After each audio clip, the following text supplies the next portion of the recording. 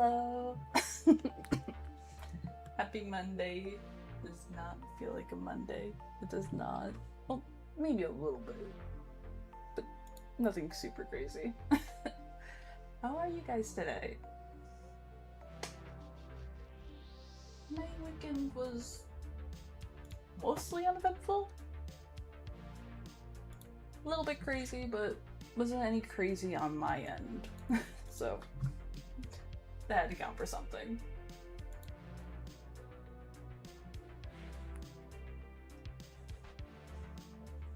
What was it? So like I think my main highlight from this entire week was not having to deal with the alarms where I work. Since we had a incident wouldn't be the right word. Well, I mean, technically it is an incident, but it really wasn't an incident. But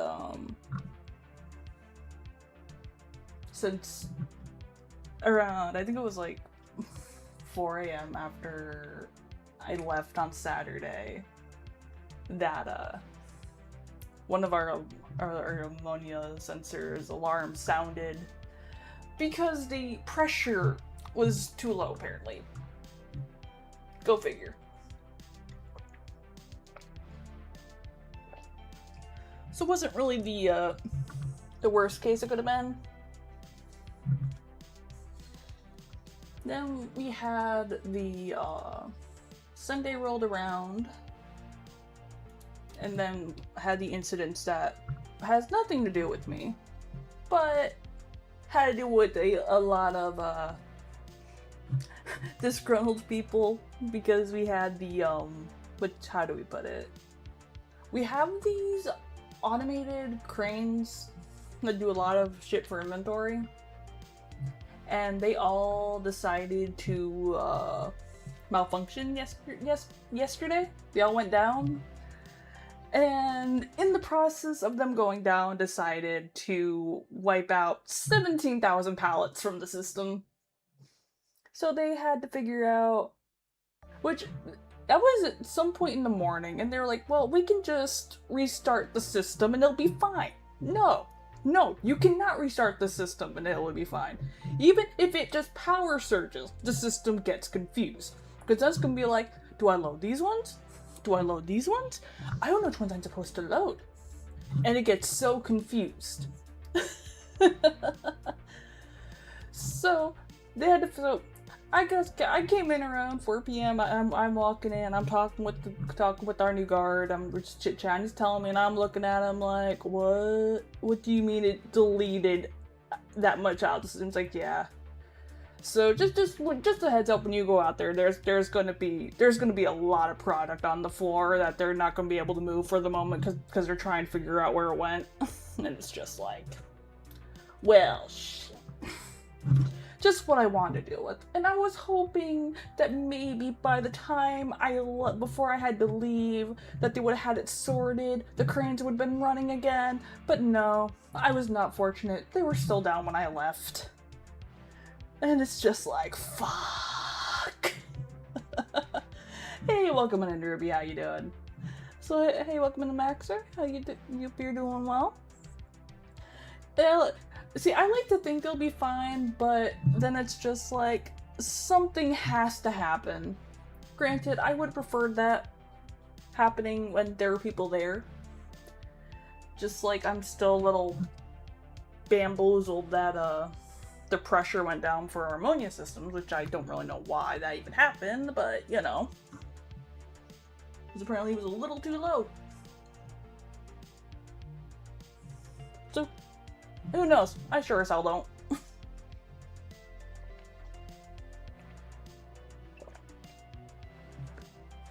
Because, I mean, it's like, we've had them go down before, but we've never had them all go down all at once, systematically. Because usually if it's just one of them, it's kind of whatever. We can compensate with the other like 6 or 7 that we have. But all of them at once makes it a little more difficult. Granted, I mean, everything in there has been, like, out of date. Because I will say, this past week has been very enlightening, to say the least, about where I work and some of the problems that have been happening where I work. So it's been an interesting experience, to say the least. But I'm pretty sure this has probably been the most eventful week I've had regarding my job. From director heads being walked out, to like 4 days worth of meetings because they didn't think it through, from training new guards. It's been one hell of a week. I'm so glad it's over.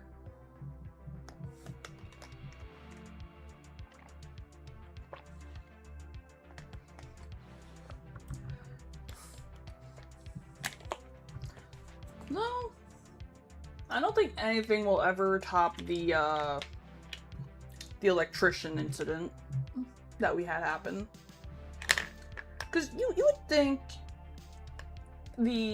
having an electrician come out, that they'd know what they're doing. They do all their checks and balances and all that. And then next thing you know, they blow a transformer, they blow power to the building for like 12 hours. I don't think anything's gonna top that.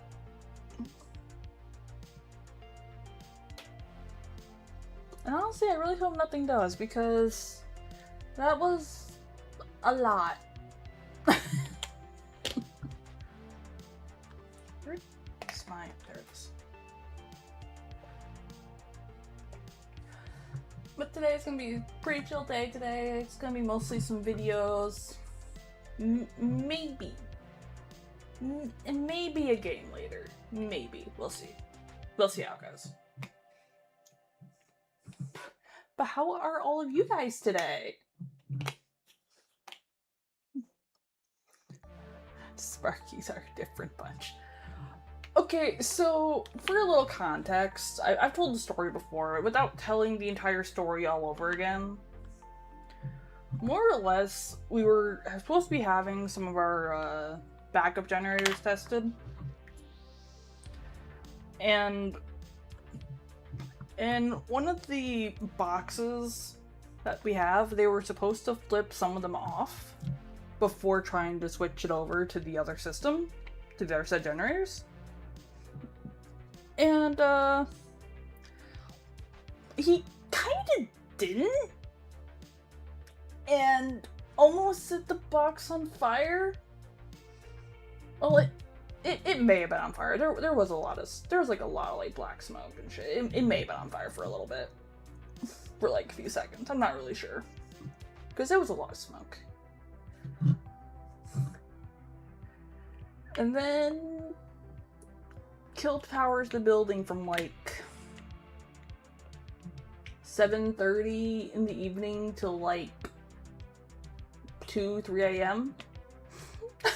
Yeah. Had to get the power company ended up showing up around 11 p.m.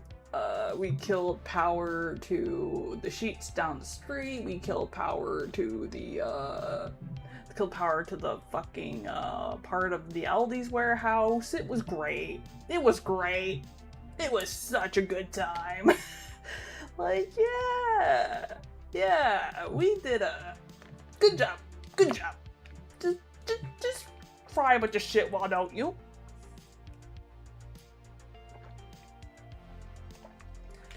Deadass, I'm pretty sure the only reason we had lighting was because of our lights were run on a different set of fucking shit anyway to begin with, which is fucking solar powered. So it's just like, well, this is great. Because at that point we couldn't even switch it back to the original because he never switched them off to begin with.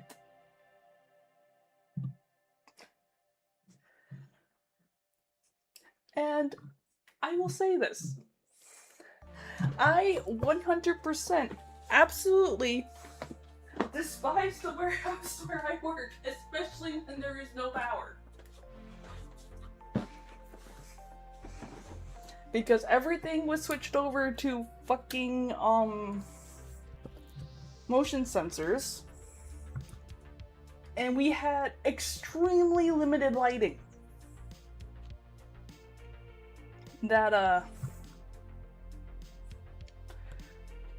trying to walk through that entire place, through the freezer, our receiving area, all of that, it's like pitch fucking black for a good chunk of it. Like, the lighting we have really doesn't do much. It's the way they play it, like, there was barely anything. Hey, welcome in, how you doing? And it's just... it was just not a good time. 10 out of 10. My least productive day I have ever had there. It's great because it's like, gotta go find the people in the modules, gotta go find whoever the fuck's where in the warehouse, go try and get a fucking head count of everybody for what department to make sure we have everybody. Because they didn't want anybody back there because there's no lighting. Oh, motherfucker, put my watch on upside down. It's just, like, I don't know. I cannot understand how that happens. I can't. Like, how do you screw up that badly? Like, how do you not only kill power to one building, but 2 others, practically? I don't understand. It makes 0 sense to me. You're chilling? Nice. I can't wrap my head around it. Which maybe that might be a good thing. Maybe it's a good thing I can't understand it. Perhaps.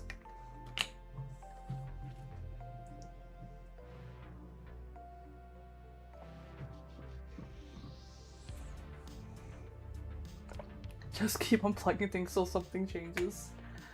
I mean...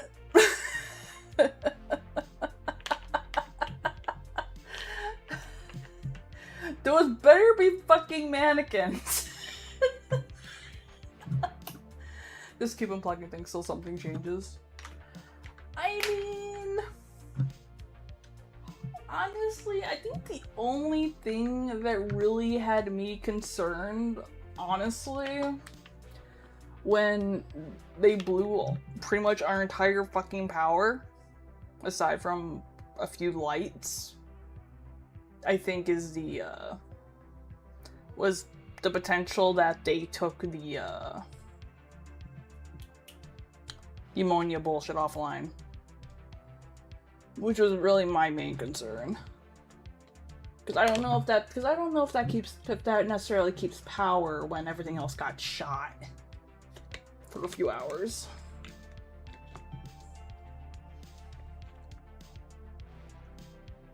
Because that system is picky as hell. Granted, it has to be. So honestly, I would rather the system for ammonia be too sensitive than not sensitive enough. And it'd be like, yeah. Then find out that after a while, it's like, oh, yeah, there was this thing, and all this shit's been released, and then it's like, fuck. So I prefer it be too sensitive than not sensitive enough. Because that shit is no good. No good for your lungs. Not good for you to inhale at all. Just a bad time.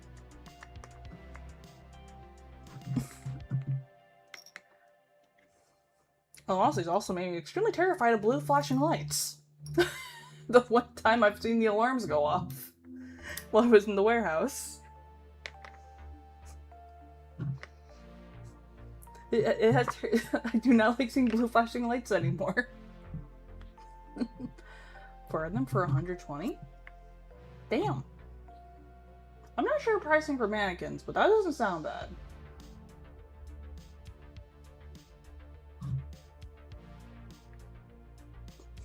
Yes, the oh shit lights. There's been a chemical gas release that you should not be here. Yeah, those lights.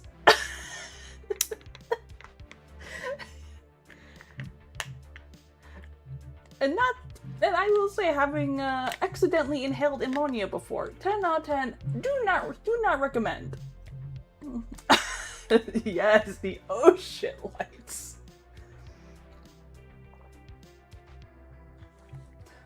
Yes, and I can say with confidence, having accidentally inhaled it because they were doing work on one of the rooms, swapping parts and shit. Where they happened to be venting out space outside, which just so happened to include part of where we walk for our rounds and shit. And no one had the bright idea to tell us that they were working on shit back there. So next thing I know, I'm walking my happy ass down there, all happy to get back inside the building, back to the air conditioning because it was summer. Just wanted to go through there, get back to my coffee, all this good stuff. And the next thing I know, I take a breath and it's like bad time, shit's caustic. This is a bad time. Bright blue light. It just me. I forgot to flip my welding helmet down.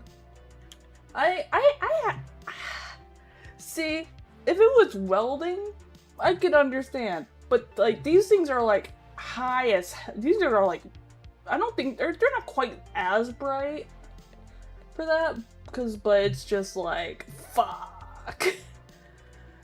Like I'm pretty sure I only noticed them maybe because for the longest time I didn't even really know where the actual, like, I knew where the shop alarm is for it,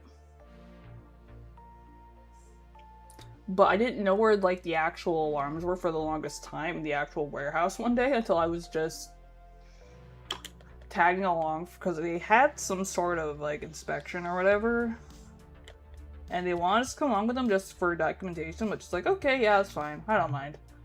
And so as they're just going through all this bullshit, I'm just casually just looking around, and it's like, oh. And I just see this other additional little alarm, and it's like, oh. So that's where those are.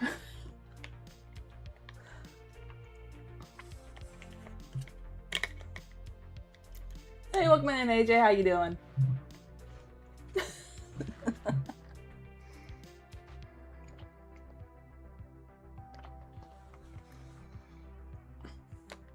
Granted, I will say I haven't really properly heard the alarm in the warehouse for the ammonia because I got lucky because I was just outside because I was about to head back inside and then I was coming towards I was coming in from the lot from one of the offices, and it's like, yeah, can't go in there. We gotta go over that one. It's like,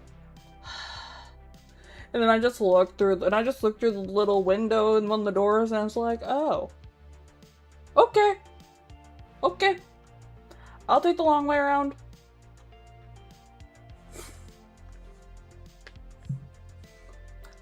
I'll go walk my ass all the way over there.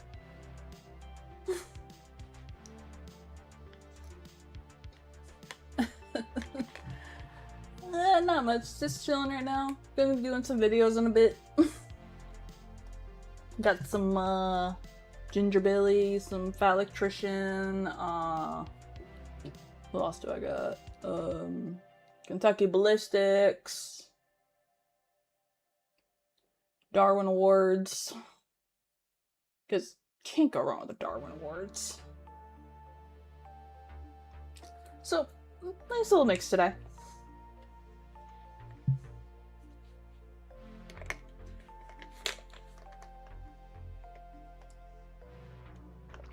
I really should have flavored this.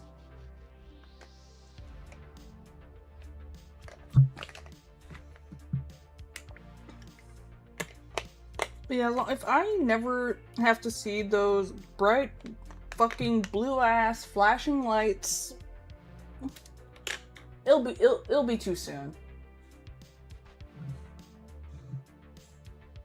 It'll be way too soon. Keep the bright blue blinking fucking lights away from me. That's all I want. I don't ever want to see those things go off again, even just for a fucking test. Just no. I want nothing to do with them. Will place get upgrades to the new guy work? So I think they are. Especially probably considering the great crane incident that happened this weekend of all the cranes going down. That probably would be a really good incentive for the, for that, probably, Granted, I also know that there's been a lot of, ship orders are placed for shit. So, I don't know when the director's being replaced. I don't really know. But I can say with confidence that there's been a lot more in the FedEx, UPS deliveries. So I do think that they are actually going to be doing some very needed upgrades to the equipment. And maybe, mind-blowing concept, they upgrade the shit that they can't get the parts to replace. If they upgrade everything, replace the parts, maybe they won't have to jerry-rig it, and the shit will actually run the way it's supposed to and won't break as much. Shocking concept. Like, I am still baffled that some of the fucking belts we have for shit are over 20 fucking years old. Which is better, water or water? Depends on the water. But it's obviously water.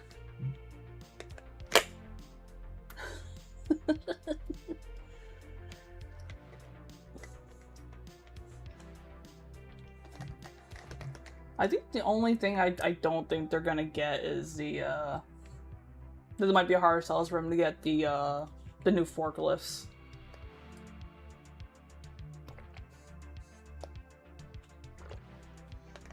Those do be kind of expensive. It wouldn't be a what is it? How do I put it? Because the thing is, all their forklifts pretty much still work, aside from maybe one or two of them. So, like, replacing those wouldn't be a hard sell.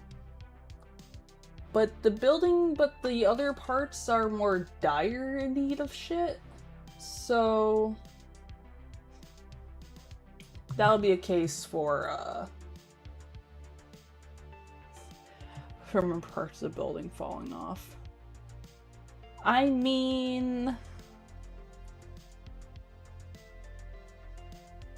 to be fair, part of the building incident of parts falling was technically partial contractor, partial severe weather with high winds.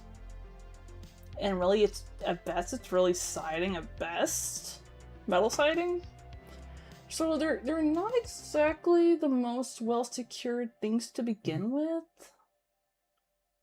So I don't really think that part's going to be really replaced, because every time that we've had, like, siding blow off our building, right? It has generally been when we've been having really, really high wind gusts. Tomato or onion? As a whole, I would probably say onion, because I prefer to use onions in cooking over tomatoes. But also depends entirely on what else I'm working with.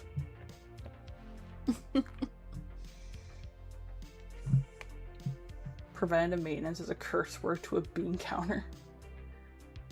Oh yeah, he which I understand that getting the doing building doing a lot of their replacements, I understand, is really, really expensive, especially with how old the building itself is. But at some point, though, it has to realize that upfront it's gonna be upfront it's gonna be more expensive to replace everything. Yeah, but long term, it's gonna pay for itself in the long term. So, hey, welcome in, Kane. How you doing?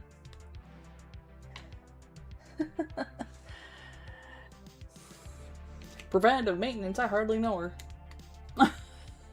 Melting. I'm not sure how warm it is here right now. I feel a little toasty, but...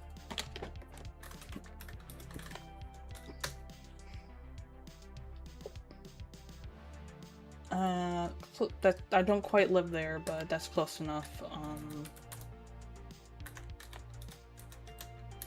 Not doing too bad, just doing some work accounting from this weekend.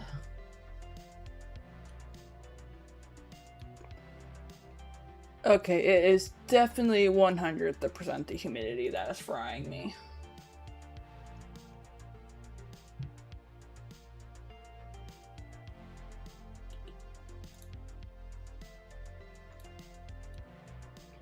To have a superpower, what would it be?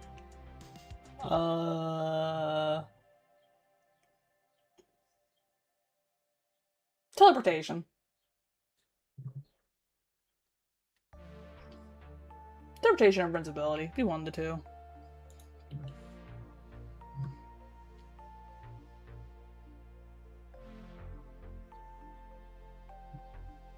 Well, I mean, if you think about it, if you can teleport, you can go pretty much anywhere you want. You don't have to worry about the borders. You don't have to worry about getting a fucking passport. You can just teleport. You don't have to worry about that shit. And honestly, invincibility, because sometimes you just don't want you just don't want to deal with people. So you can just disappear and no one will see you and no one will know you're there.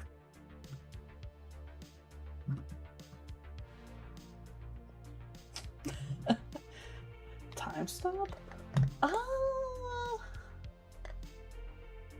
See, that one I would question, because I feel like it would be great in theory, but the amount of things that would require time to keep going would be another issue entirely.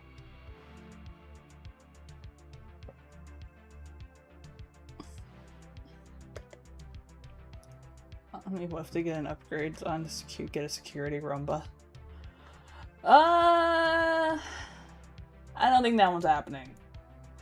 Now, I would cry if they would get us a new fucking UTV. I would cry. But I don't think they're gonna get us one. Because,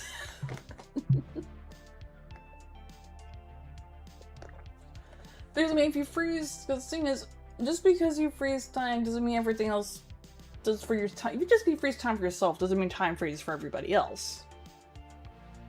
And besides, I'm not really sure I would want to freeze time, because eventually I'm pretty sure it would get pretty boring.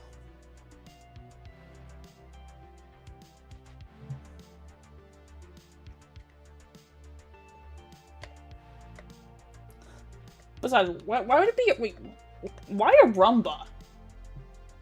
Why a Roomba? Hold up.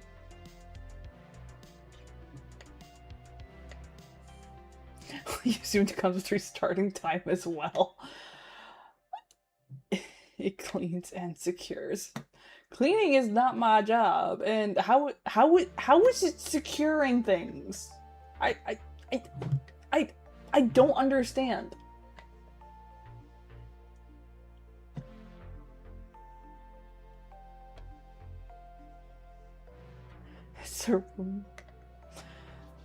It's a Roomba with special attachments like a gun and a taser.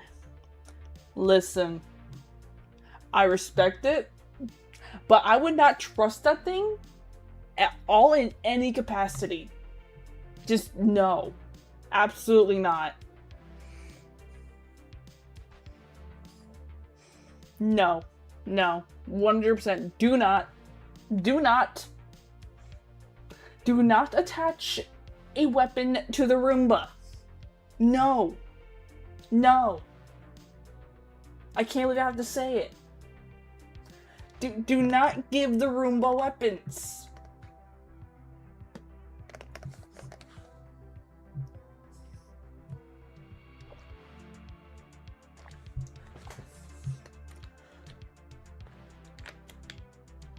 Just no. We all watched Terminator. I mean, I haven't seen Terminator, but no. Imagine a swarm of them. AJ, you're making it worse. We do not need a Roomba with weapons. Just no. What happens if the Roomba just gets an AI, right? And then it decides we're all trash. What then? Because that's gonna realize, hey, we're the fuckers making the messes. So no, absolutely not. No, we are not putting a claymore and a Roomba together. No, absolutely not. Why are you guys like this? Why? Why? I can't with y'all. I can't. Who hurt y'all? Like, why are you even thinking of this? I swear to God. I swear.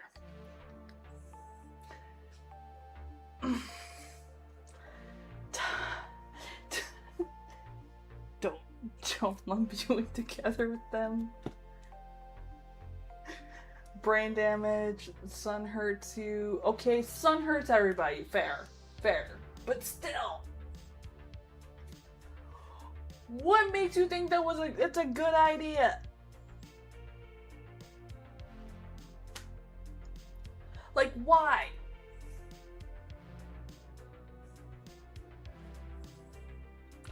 Just... Well, admittedly, the claim Roomba would be funny, but no.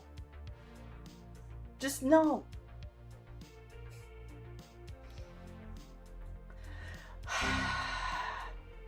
The fuck was that? Okay, Octavius.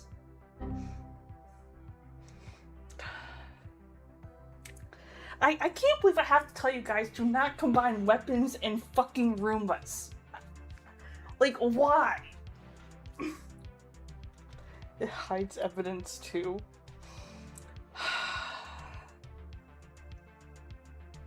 I cannot with y'all right now. Yeah. I was not expecting this from you, AJ.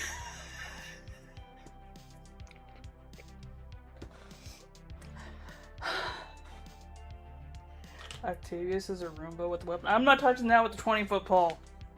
Or 40-foot. Or 100-foot. Or however long it is. Just no. We're not doing that. I'm not touching that.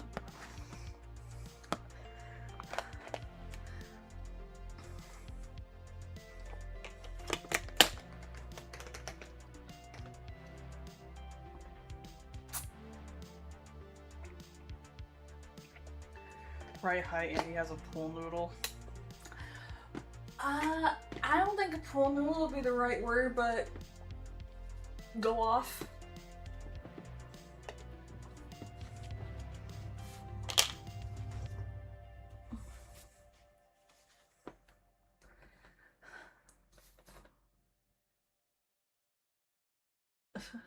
Mm. Yeah, no.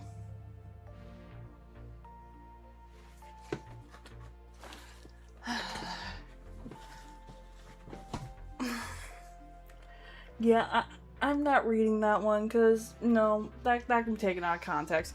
No. I mean, if Cheap attached spikes to Goose, ban release. We are not supposed to weaponize the wildlife.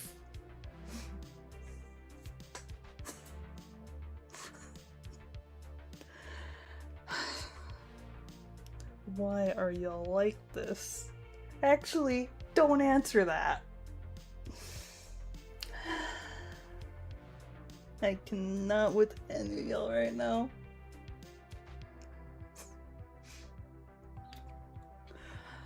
Because no!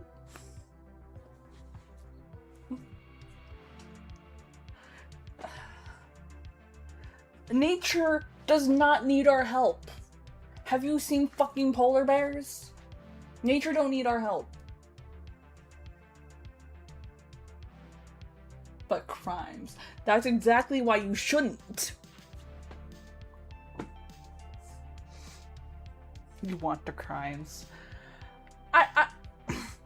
I don't care what you want. Don't weaponize wildlife.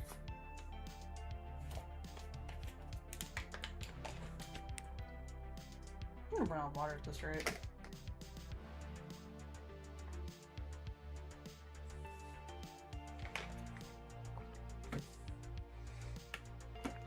Dolphins are weaponized. Listen, dolphins are fucking smart, okay? They are hella smart. And honestly, if dolphins lived on land and had legs or anything like that, I would be fucking terrified.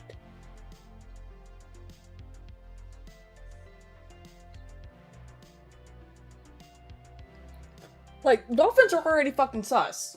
Like, I would not swim with dolphins. Like, at all. No. Just no. Hey, Lachana, how you doing?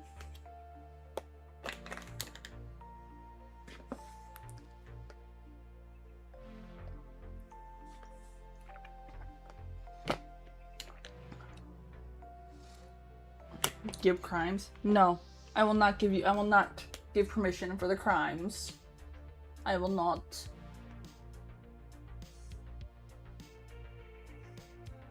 Granted, I can't stop you. But I will not give permission. Fine, you'll weaponize a Labubu doll. What the fuck is a Labubu? Got a break from morning job, but I need to go evening job. Fair.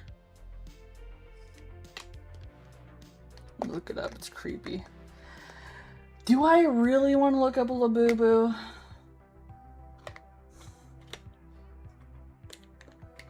Do I really? Because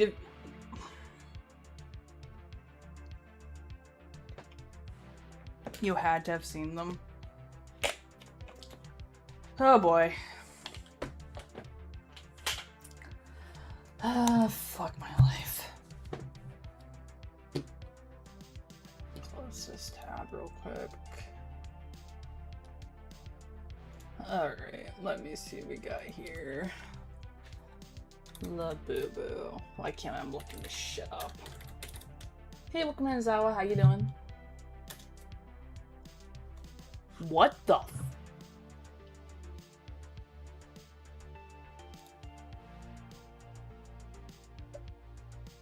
The fuck is this?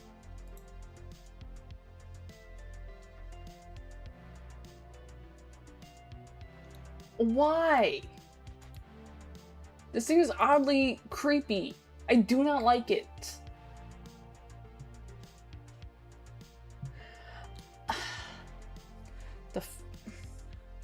Hold on. Let me just open image in new tab.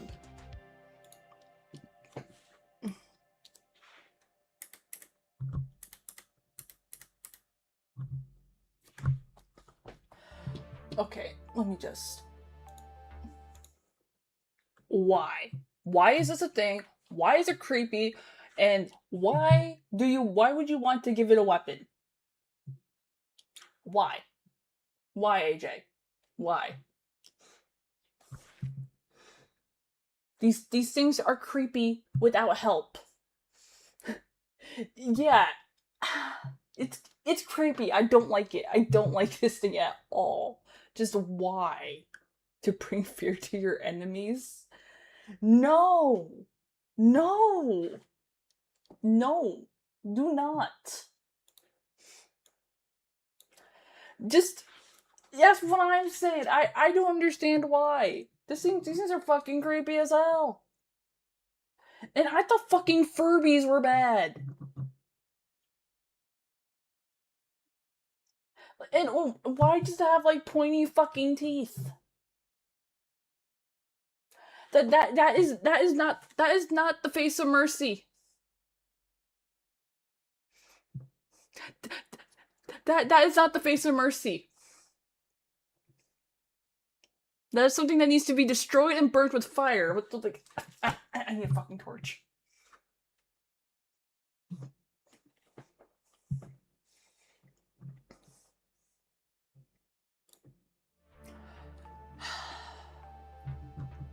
It died as a trend here. Good. Let it be gone. Because that should not just, no. I do not believe it. I do not like believing in violence, but I believe in violence to destroy that, though, yes. This is like something you'd find in a younger sibling's room. Yeah! See, that one I can kind of understand, but at the same time, like, no, please, do not. Your sister has one and she hates it. I mean, if I had to pick between a Furby or that thing, I'm throwing them both in the fire. Just saying. Aw, thank you.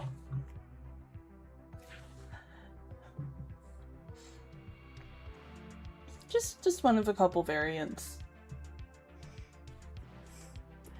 Just, I am...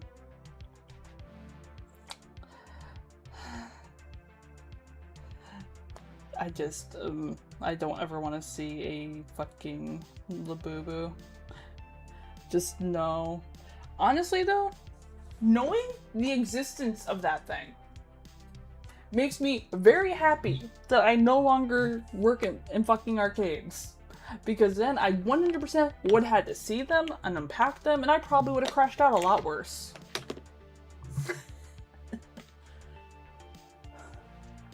Pet rocks too.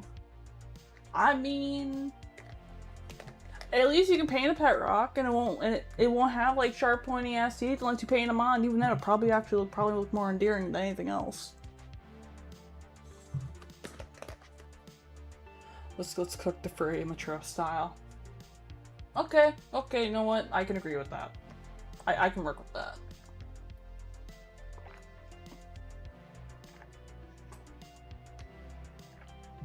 They have my Furby's creepy, but y'all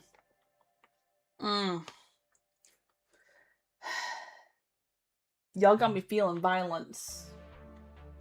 Who comes up with these things? On one hand, I look at it and I could see it being like something that like some smaller child drew, but at the same time, I don't think it should have really crossed production. It's like, I find it creepy as hell.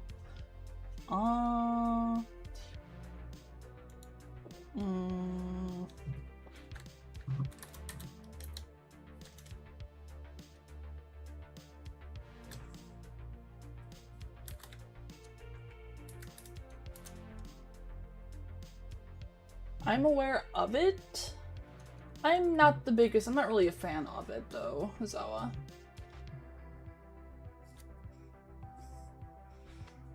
It was a trend from 2019 to 2024.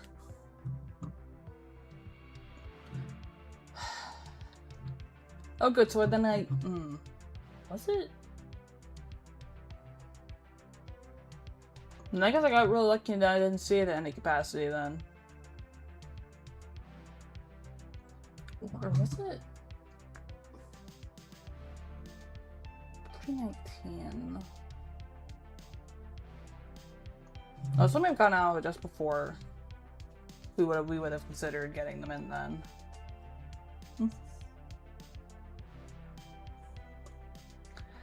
Search Blackpink 2024. Oh boy. I'm going to regret this. Blackpink.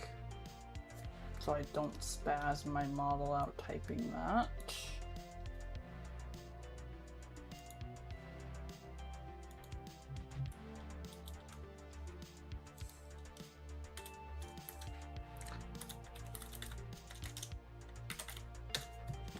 What is this?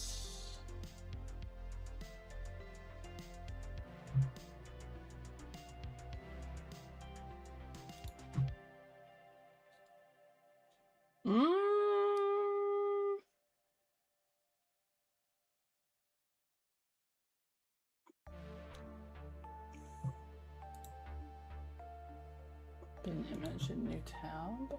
Let me see this.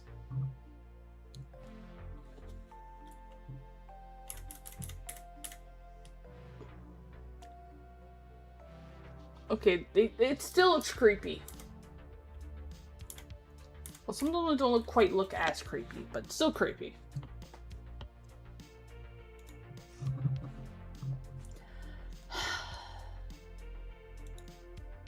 My entire search history is fucked. I already know it.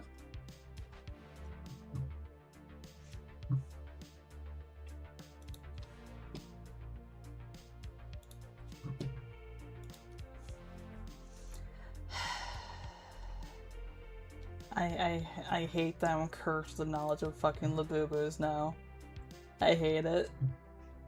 Can I go back to like 20 or so minutes ago when I didn't know what they were? So I can be back in ignorance?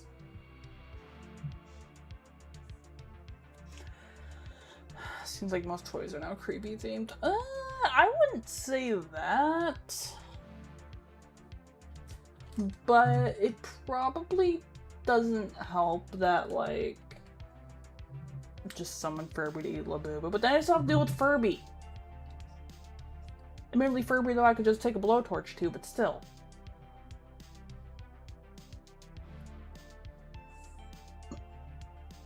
You know, all these discussions of Labubus and Furbies is making me want to rewatch that Kentucky Ballistics video with the fucking Furby.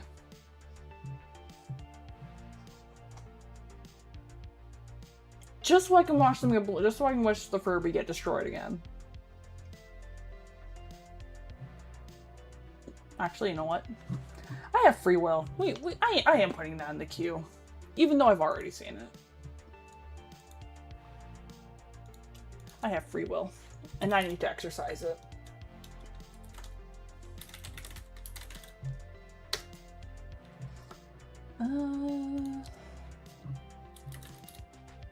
Furby, Kentucky Ballistics.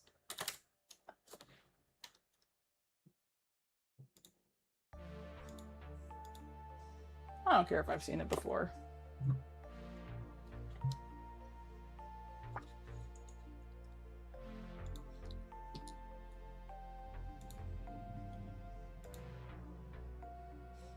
Because fuck Furby. Fuck Labubu, and I need to watch some shit get broken. Hey, welcome in, Wraith. How you doing? Oh, fuck my life. Yeah. Yeah, I need to watch Furby get blown up again. So yeah. You broke STV a bit yesterday? Oh. What did you do to the poor guy? What did you do? I am happy though to see him streaming again.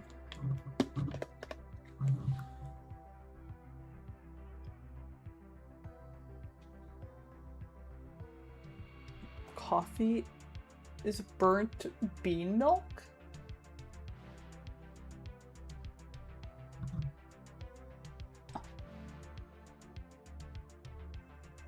How? What? What the fuck? Coffee's ground. So this done a grinder.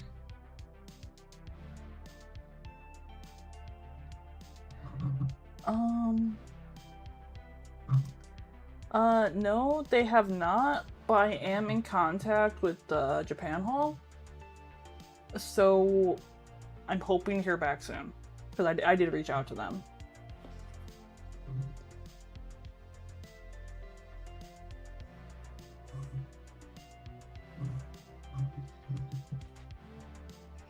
He was claiming that coffee is a soup? Whoa, whoa, whoa, whoa, whoa, whoa. Hold on, hold on, hold on. How is coffee a soup? Coffee is a drink that is made with ground coffee beans. How the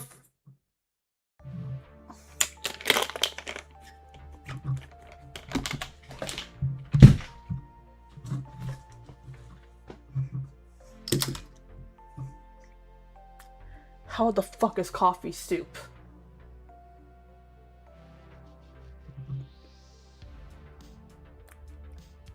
I do not. How? What? Hold on. Your coffee is an ice cream. See, coffee, ice cream, I can understand. My coffee is a gift from the gods. I don't know what you're drinking. Okay, you know what? I need this explanation. Where is STP? Where is he?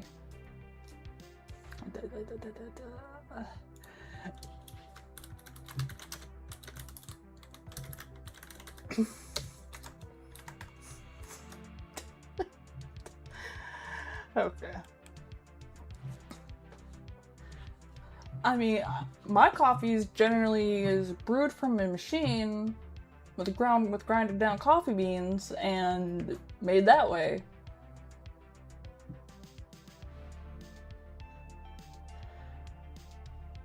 The short amount of almond milk and suggestions is your argument for the definition. I mean,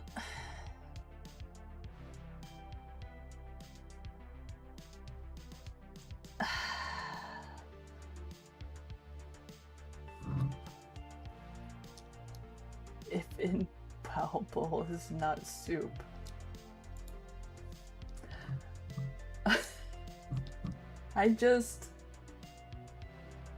I'm sorry, calling coffee soup is fucking heresy. It's heresy. Okay? That's all it is. Granted, I'll still hear him out, but coffee is not a soup. Coffee is a drink. Just like Monster is a drink. Just like water is a beverage.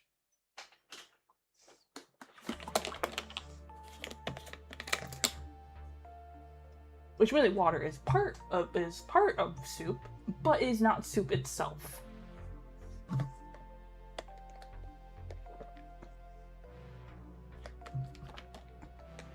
Okay, I need to watch Furby get blown up. I need to. Because fucking Labubu, Furby, which admittedly, we have seen the Mega Furby video before. We have. But the thing is, between the Labubu, Furby, I need to watch something get blown up, and Kentucky Ballistics has a video we've seen before with a Mega Furby getting shot at. So that's what we're gonna do. That's what we're gonna kick off with today. coffee water dyed in coffee bean blood. Okay, that's a good one. That's a good one. I respect it. Also, welcome on in, Phoenix. Can Kentucky be asked to blast Labubu?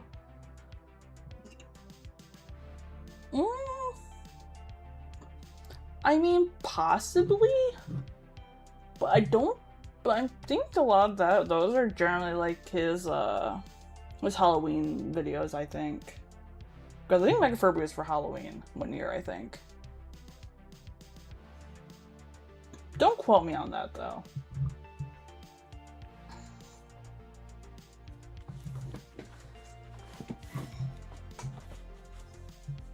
I mean, potentially, but I'm not sure, though. I don't know if he takes requests. The original Furbies are nightmare fuel. Yeah, they really are. Oh, fucking ads. Okay, okay, I'll wait for the ads, and then I'll do the thing. But fuck Furbies, fuck Labubu. Just, they're both creepy. And I could live with the knowledge, of neither of them being a thing. But no, y'all had to tell me that they fucking exist. And I don't know how I feel about that. It's just,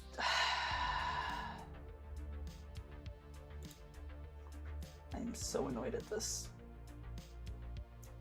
I got through so long without knowing about fucking Labubus. I thought it was safe. If we destroy all the Furbies, it won't be a thing anymore. Okay, and? That's one less Furby I have to worry about ever seeing. I see no issue with this. I see this as a win.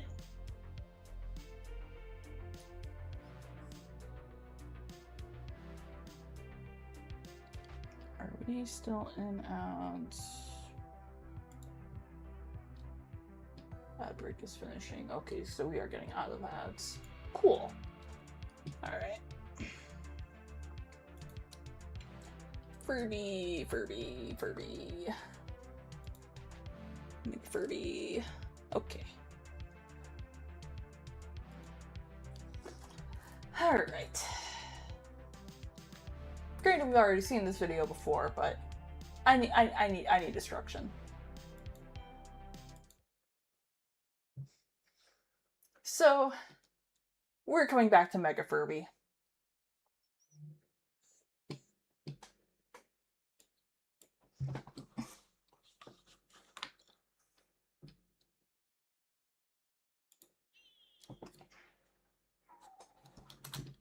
Hold on, let me get my audio back in here real quick.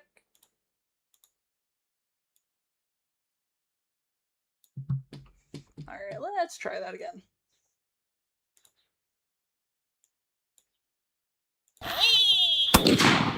Ah! Furbies! Ah! Ah! Ah! Fuck Furbies. Where do these things keep coming from? Da no la do do do Dumo ata yum yum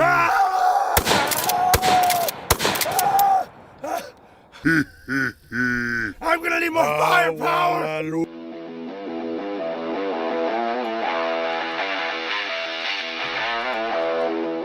What's up, everybody? My name is Scott, and you're watching Kentucky Ballistics. And over the years, we have shot some really cool creatures around Halloween time. We've done vampires, we've done werewolves, we've done gremlins, and this year I have the most terrifying creature to ever exist: the world's largest Furby. This mother of all Furbies was created by Ballistic Dummy Labs. Once again, they have outdone themselves. This thing is 250 50 pounds. That's me in Furby form. This thing's about 2 foot tall, 2 foot wide, about 21 inches thick, and about 3 foot from ear tip to ear tip. As you can see, this Furby is quite large, but its skeletal structure is a little small. It's got a tiny little rib cage, some little femurs, but its head is about 3 times the size of mine. And as you can imagine, to pack around all this weight, this Furby has been blessed with quite the gluteus maximus.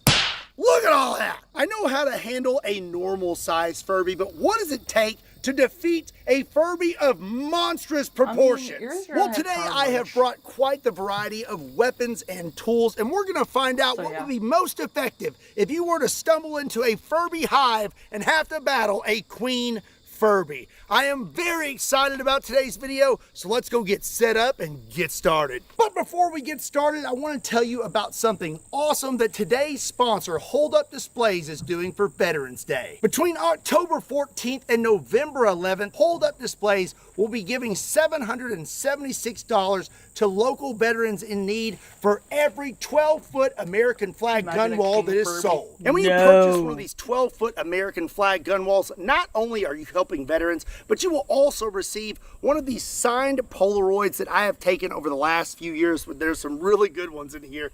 And you'll be entered in to win one of these 16 pieces of memorabilia that are also autographed. If you're looking for the next level when it comes to gun storage, you definitely need to check out Hold Up Displays, and specifically the American flag gun wall. This baby right here is made out of high quality materials, is strong, and is gonna last. Don't forget, this is only October 14th through November 11th, and promo code Kentucky will get you a signed Polaroid, and you will possibly get a signed piece of memorabilia. And on top of that, you are helping veterans. There is a link in the description down below. Again, a big thank you to Hold Up Displays for sponsoring today's video. Now, let's get back to it. So today we're gonna start out with what I believe would be the least effective and work our way up to what I think would be the most effective. And our first weapon is going to be a cattle gun. So this uses a 22 blank, and it causes a rod to shoot out the end of this thing, and like I said, it's used on cattle. And you may have seen it in the movie No Country for Old Men, but this one does not use an air tank. So we have our 22 blank, and now I'm just gonna put it right behind the Furby's ear here and hope for the best. Here we go. Okay, yeah. Yeah, I ain't gonna do it. I think this Furby is a little too thick for a cattle gun, and I don't think I want to get this close to the Furby. I'd like to stay back a little bit. I don't know what this thing is capable of. So up next is going to be a Smith & Wesson 37mm gas gun, and I have some animal control concussion rounds. Let's see how effective this is on the queen. You know, whenever I see a fucking round that large, my brain always just short circuits. Because I do not understand. I do not understand why they are so large, especially for something that's fired by hand. Furby. Okay, here we go. Oh, where did it go? Ah! So it turns out giant Furbies are immune to 37mm. Moving on, up next is going to be a harpoon gun. This is actually the same harpoon gun that they use in the movie Jaws. And before we use an actual 1-pound harpoon, we're gonna see if we can just knock this Furby unconscious with my fist harpoon. So this greener harpoon gun works off of blanks. This is basically a .357 Magnum blank. Load that in there, and then you're good to go. Now let's see what happens when we hit this Furby square in the face with a big blue fist. Here we go.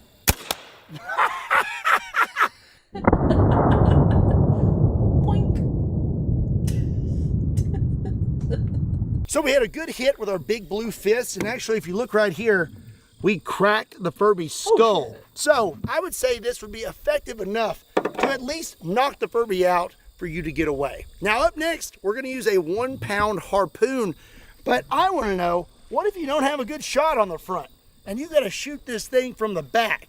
And this Furby be thick. Okay, here we go. Oh!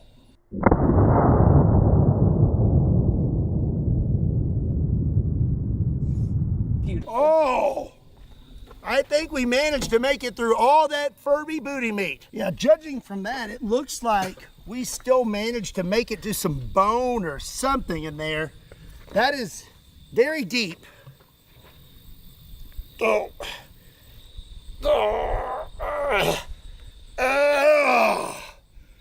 Yeah, that penetrated pretty deep. I'm gonna say harpoon gun versus Furby. If you could get up close, may be a good choice. So now we're gonna move on to firearms. We're gonna start out with a 22 Magnum. This is a Kel-Tec PMR 30, and I'm loaded up with a 40 grain 22 Magnum. All right, here we go.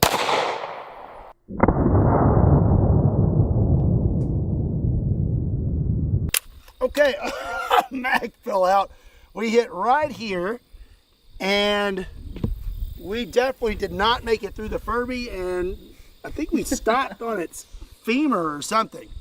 So I'm gonna say 22 Magnum may not be a great choice for monstrous Furbies. Up next, we're gonna step it up to 380. I have my bedazzled High Point, and I'm loaded up with some 380 Hornady Critical Defense.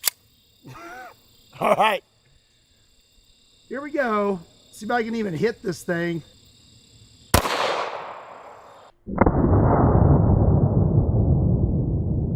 I mean, it is a pretty big target. All right, I think I lost a few sparkles when I shot that. Yeah, lost one of my gemstones. I'm gonna stick that in my tooth. So we had a good hit right there, but it doesn't look like that 380 did much. I'm not really sure if I would recommend that for Furby defense. So our next caliber is gonna be 38 Special. This is Hornady Critical Defense, and these are 110 grain. And the 38 Special I have is rather unique. This is the palm pistol. So to load this thing, you push this button, you put your round in there, and then once this is closed, you have to depress both these safeties, and then you push the shiny red button. I feel like this would be a worst case scenario and probably the last thing you'd want against a giant Furby, but let's see what happens. Here we go. Oh! Well, but didn't do anything. Look at that blast pattern on this thing. That did quite a bit actually, but I don't think we made it to vitals.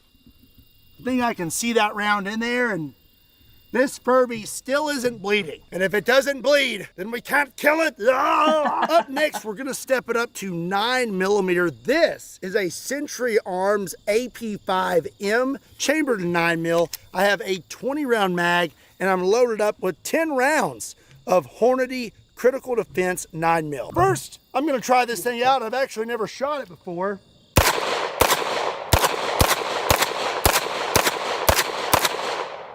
Pretty sweet. I actually like that quite a bit. Now, let's shoot the Furby. Here we go.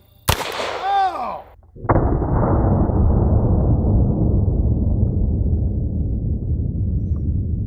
Okay, we had a good hit with the 9mm. I actually hit right next to the 380. And again, have not made it to any vitals.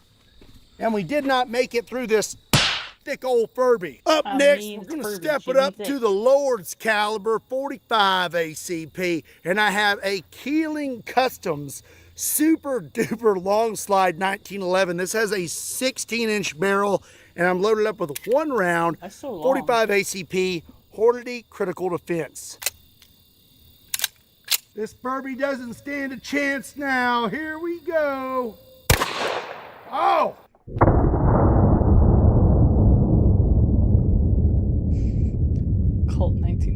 I'm surprised that Furby didn't do a backflip. This is a very good sign. We hit right here, and as you can see, there is some green going on in there. So, we did manage to hit vitals. Would it be enough to stop the Furby? I don't know, but at least I know I could be fairly effective with a super duper long slide 45. So up next, we're gonna step it up to 10mm. I have another Keeling Customs super duper long slide. This is a Glock 20 with a 16-inch barrel, and I'm gonna be loaded up with some Underwood ammo, 135 grain jacketed hollow points. These things are absolutely screaming. All right. Let's see how the Furby likes this. Oh! Oh! Oh! He's beakless. I guess there won't be any chance of talking any shit now. So we had a good hit right here, and the sheer force from that 10 mil round hitting him blew a piece of his beak off. So I would say that's pretty effective. We still didn't make it through the Furby, but at least it would shut him up. Most of these shots so far have been but a flesh wound to this Furby, so it's time we step it up to some big boys. So up next is the Desert Eagle. This one is suppressed, and I am loaded up with some 440 grain subsonic 50 AE. All right, here we go. Let's see how you like this. Ah, gotcha. We're a little low there, don't you think?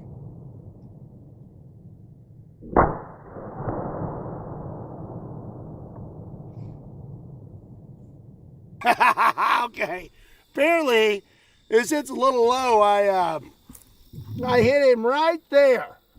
I'm sure that wasn't too pleasant. Let's see if it makes it through the back. I think it just scooted out the back. So I know I need to aim a little higher. Let's take a second shot. Here we go. Oh! I don't think you like that.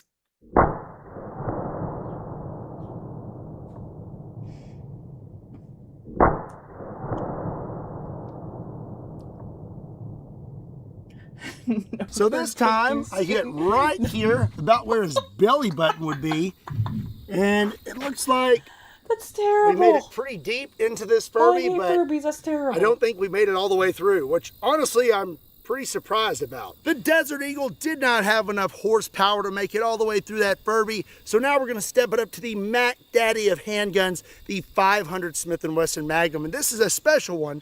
This is my gold 500 Magnum that I got from none other than Demolition Ranch when I beat him in a slap contest. He still feels that loss every single day. And I'm gonna be loaded up with some Underwood ammo, 375 grain XPB 500 Magnums. This is a serious round for a serious target. Here we go.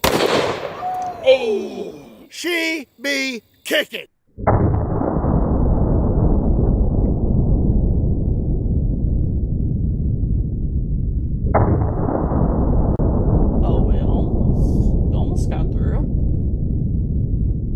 First of all, I need to point out that this Furby has got some leakage on this table. I'm guessing from these lower shots. As for the 500 Magnum, Buster, I hit right in the eye, and it went all the way through this thing, but maybe a few inches. It still did not make it all the way through the Furby. It's right there.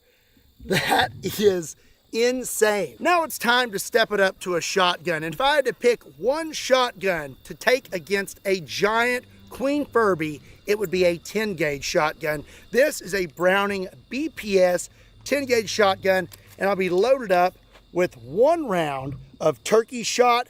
This is a 3.5 inch shell, and then one round of double-aught buck. This is also a 3.5 inch shell, and this has 18 pellets in it. Here we go. Turkey shot is first. Blew his ear off. That could not be pleasant. Now, for the buckshot, here we go. Oh, that ain't looking too good. Well, I think you have a good chance of being able to at least get away at this point. So our first round with the turkey shot about took his whole ear off, but still hanging on there pretty good. Second shot was the buckshot. We hit somewhere in this area, and if you look back here, we have quite a few pellets that almost made it all the way through, and I think maybe one would have eked through the back. So now it's time to step it up to rifles, and the first rifle we're going to use is an AR-15 chambered in 5.56. And for a big old Furby like this, I think we need a little bit of extra velocity. So we have my super long barrel AR-15. This has a 40-inch barrel, and I'll be loaded up with some Underwood ammo, 5.56 Controlled Chaos. Let's see how the Furby likes this. Oh, blew off the other part of his beak, so he ain't talking now. Not sure why. I'm not sure what the benefit of having a long barrel would be. Okay, so we hit right here, and it looks like most of that round broke up long before it made it to the back. So now we're gonna step it up to 7.62 by 39. This is a CMMG Descent, and I'll be loaded up with some Underwood ammo, 7.62 by 39 Controlled Chaos. Here we go. Oh, blew his beak off again. Yeah, I don't think it's gonna be talking any more shit. So I hit somewhere in this area, and we still have not made it all the way through this Furby. I think it's gonna take some real serious firepower if everything we have used up to this point still has not made it all the way through. Up next, partner, it's gonna be 4570. This here is my mare's leg 4570 made by Rossi, and I'll be loaded up with a 405 grain 4570. Here we go, right down the middle. Oh, Jesus! Oh, that looks That bad. did some damage.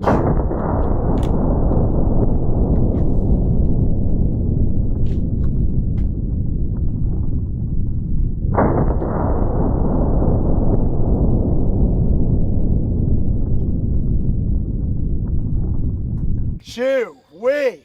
Well, looks like Furby threw up a little bit. That was kind of gross. I was aiming somewhere in here. It's really hard to tell at this point. We definitely did some damage internally. We may have, I don't know. I think Yep, reconstructive surgery. we finally made it through. Again. 4570. Managed to make it through the Furby. So at this point, would do that. when it comes to gigantic Furbies, I'm gonna say my base, my bare minimum, is gonna be a 4570 because that's the only thing that has managed to make it through this thickness. 4570 may be my base at this point, but my main squeeze would probably be a 416 Rigby. This is a Seiko 85 XL chambered in 416 Rigby, aka 416 Honey Badger, because this thing don't care. This is a 350 grain hot core, and it is gonna cause some damage to this Furby. Here we go. Sorry, little guy. Oh, oh, yeah, I think that'll do it. I think he's toast.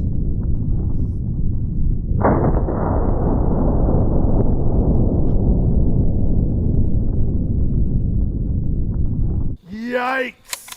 Yeah, we got a lot of damage going on here with this Furby. Hit right here. Oh, as you can see, its entire skull is pretty damaged. And if you look back here, we have a nice green exit wound. So 416 Rigby would definitely be a suitable choice for taking on a monster Furby. So we've done quite a bit of damage to this Furby, but we still haven't had anything make it all the way through the thickest part of it. But I think this next gun has the capability to do that. This is my ShyTac M200 Intervention, chambered in 408 ShyTac. It has a custom paint job on it. You can see here I have my Kentucky Ballistics logo, and on the bottom, on the carry handle, it says just put a thumb in it. And I'll be shooting a 419 grain 408 ShyTac, and that is solid copper. I'm gonna get down low so I can get it at its thickest point. Here we go. Oh.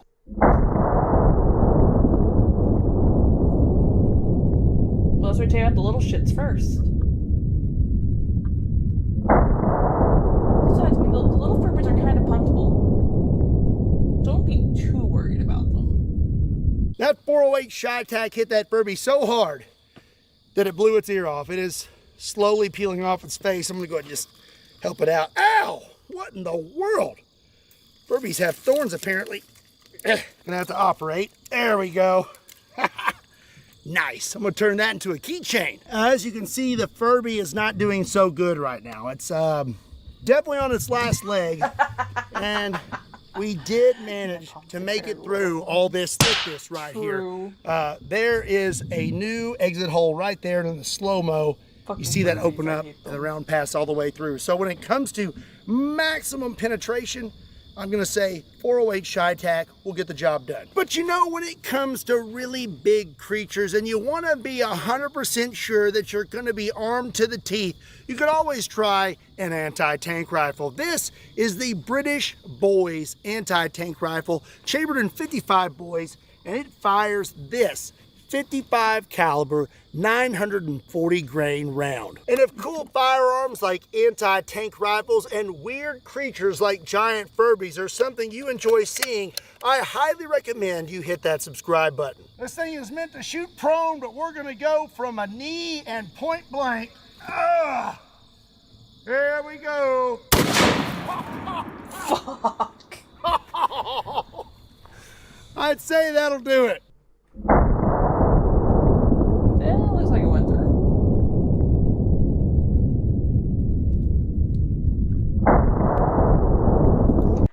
So, Menno, I was reminded of the existence. I was informed of the existence of Labubus, and then I started hating on Furbies, and I needed to watch Furbies get destroyed all over again. So that's what brought us here, to watching Furbies get shot at by Kentucky Ballistics. Even though we've already seen it. That's what brought us here.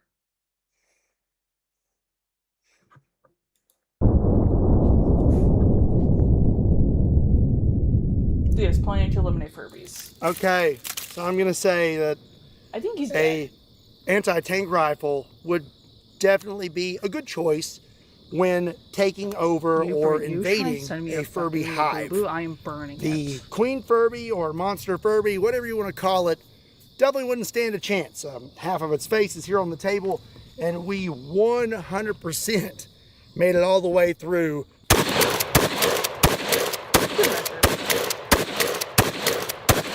Still think it needs a few more, don't you? Yes.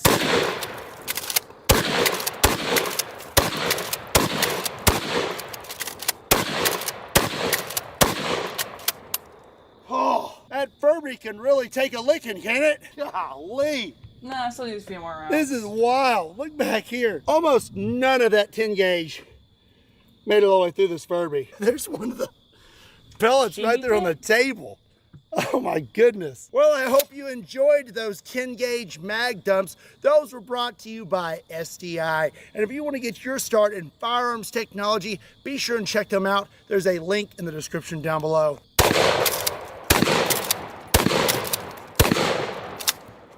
There we go. That is a lot of Furby meat right there. Package that up, put it in your deep freezer. It'll last you at least 6 months, maybe 8. So it turns out giant Furbies are actually pretty worthy opponents. This thing was able to take a ton of damage and just keep on going. Let me know what you thought about the giant Furby in the comment section down below. If you enjoyed today's video, be sure and give it a like. Make sure you hit that subscribe button, and be sure and check me out on all other social media platforms. Links to those can be found in the description down below, along with a link to KentuckyBallistics.com, just in case you want to pick up a shirt. And as always, my name is Scott. Thank you so much for watching Kentucky Ballistics. See you next time. Gotta take a piece of this home, you know? Don't want to let all this meat go to waste.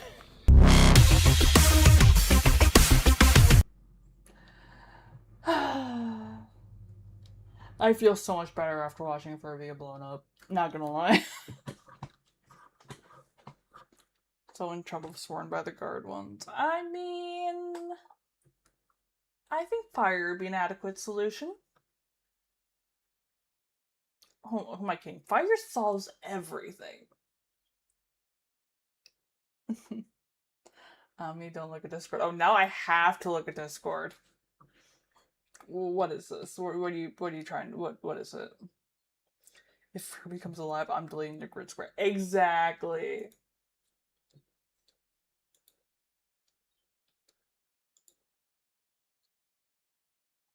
Okay, that shit's cursed.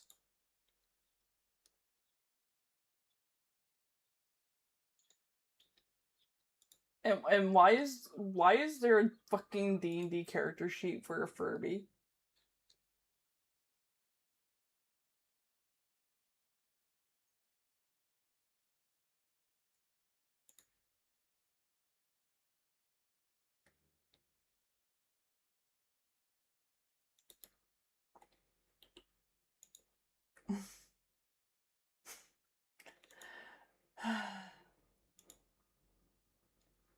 MTG had a Furby special.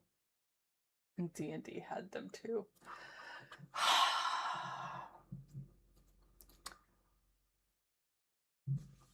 I am feeling the violence. I do not like feeling the violence.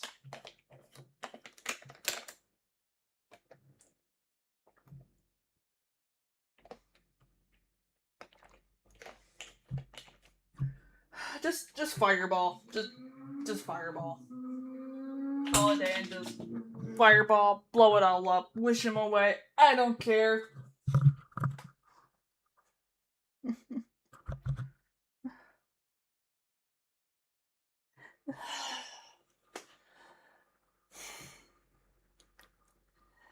Making me want violence because of fucking Furbies.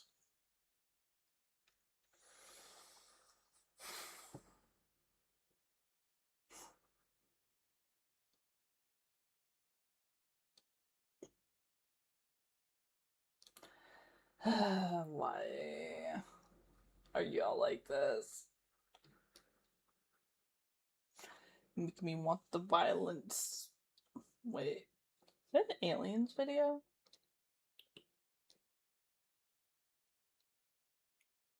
I don't think I've already seen the aliens one though. Shit. I need violence.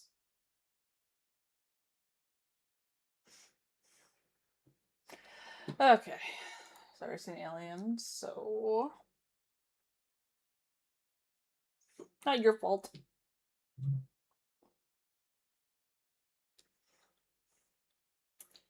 Ant farmer versus predator. Neither. I saw on the corner the Kentucky Ballistics Could You Defeat Aliens video, which apparently looks like I've seen before. At least it has the loading thing on it, which looks like I at least started it. And I don't really want to risk a rewatch. Granted, I am feeling much of the violence.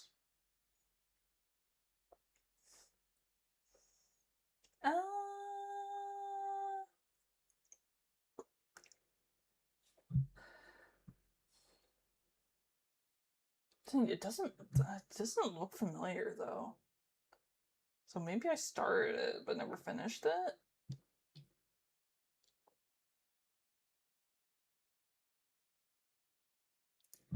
I'll deal with that later.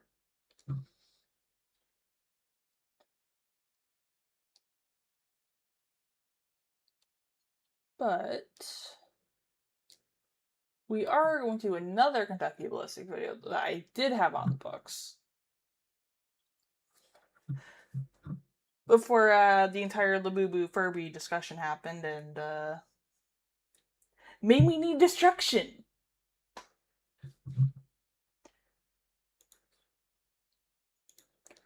Which brings us to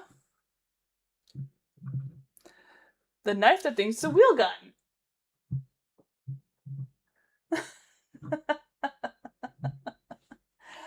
Which is originally what I had in the books for today for Kentucky Ballistics.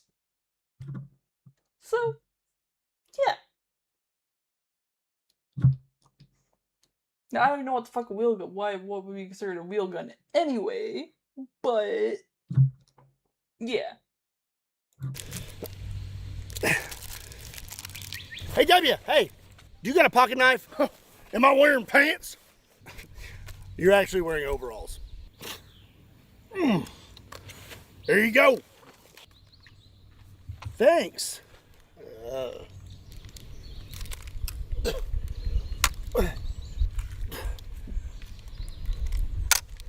Boy, did your daddy never teach you how to use a knife?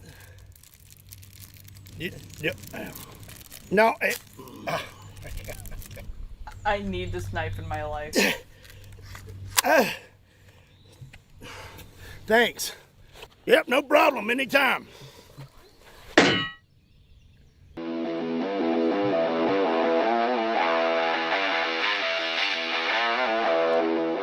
What's up, everybody? My name is Scott, and you're watching Kentucky Ballistics, and today I have some knives, but these are no ordinary knives. These things are actually guns. These are made by Gun, and I have two flavors today, 22 long rifle and 25 ACP. The barrel to this thing is located just above the blade, and then if you want to load it, you just push this little button.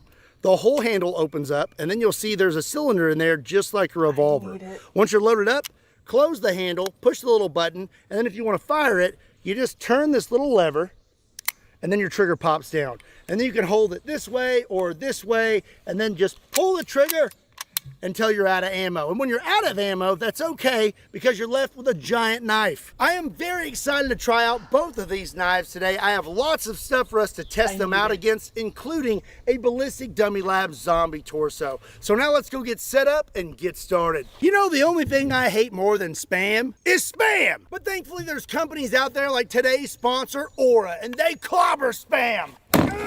You know, there's companies out there called data brokers, and they make billions selling your personal information to marketers and scammers. But thankfully, there's companies out there like Aura. Aura is an all-in-one digital security, and you may already have a digital security tool, but not having Aura is like having a pistol but no ammo. But that's why I always carry a backup bat. Oh.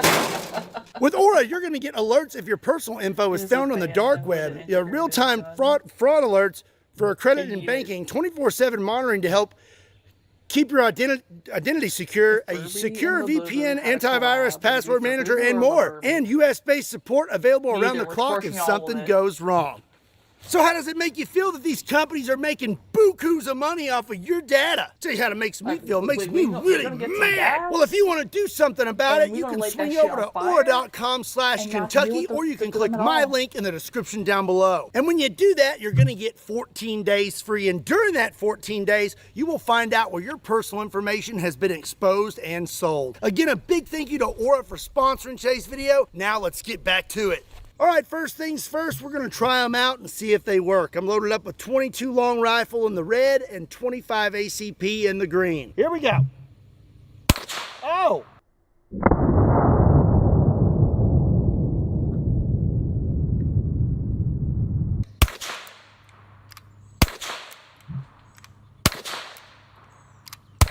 That is interesting.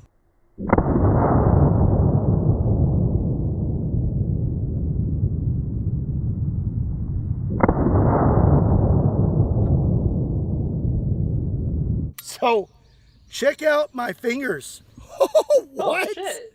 There's all kinds of like soot and I guess just burnt gunpowder, muzzle blast, whatever you want to call it, coming out of this thing and hitting me all in the hands. I definitely don't think you're going to get past airport security after shooting one of these things. All right, let's try out the 25 ACP. Okay. Oh, I'm upside down. Let's go this way.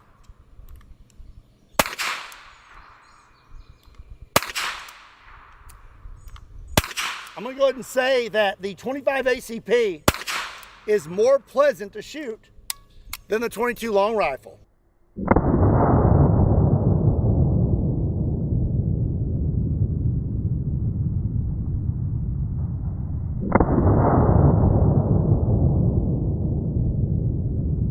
I did not feel as much muzzle blast coming out of that. You know, 22 long rifle is just a dirty round, period. Like if you shoot a 22 much, you know that it fouls up your gun a lot. So that seemed a lot cleaner. I think I'm gonna go with the 25 ACP so far. We got some pretty important events coming up. The first is the 250-year anniversary of America. And the second, you only got one more. Because we've seen this advert so many times at this point. And honestly, the car kind of pisses me off.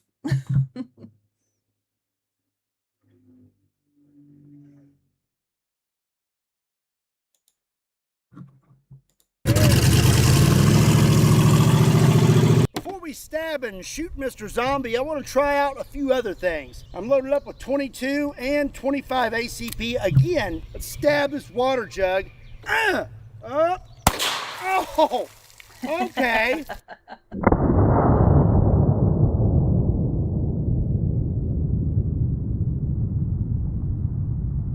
I'm gonna have to admit, that created quite a bit of pressure in my hand. I don't know if I got a little too close with that or what, but my little ring finger really felt that. I'm curious if this has something to do with how you hold it. Okay, I'm gonna turn it this way. No, it's still just as bad with the 22, but 25 ACP, that's not as bad. Oh, you just got jammed. Oh, there it goes. Up next, I have a giant grapefruit and a cantaloupe. Cantaloupe is up first. Let's give it a good ah! That didn't do much.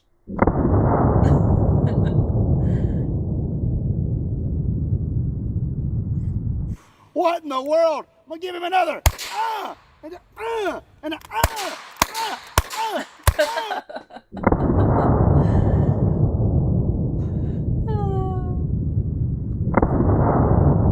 Never actually had cantaloupe. I think that'll do it. Now, I don't recommend that technique when you're at a family barbecue or something like that. You're gonna cause quite the ruckus, and you're gonna really make your cantaloupe taste weird. But that was pretty effective. I call being prepared. Let's have a look on the inside. Ah, yeah. Look at those wound channels. It's pretty good. Okay, moving on. Let's shoot the grapefruit. I'm gonna stick it right there. That looks pretty good. 25 ACP, here we go. Not bad.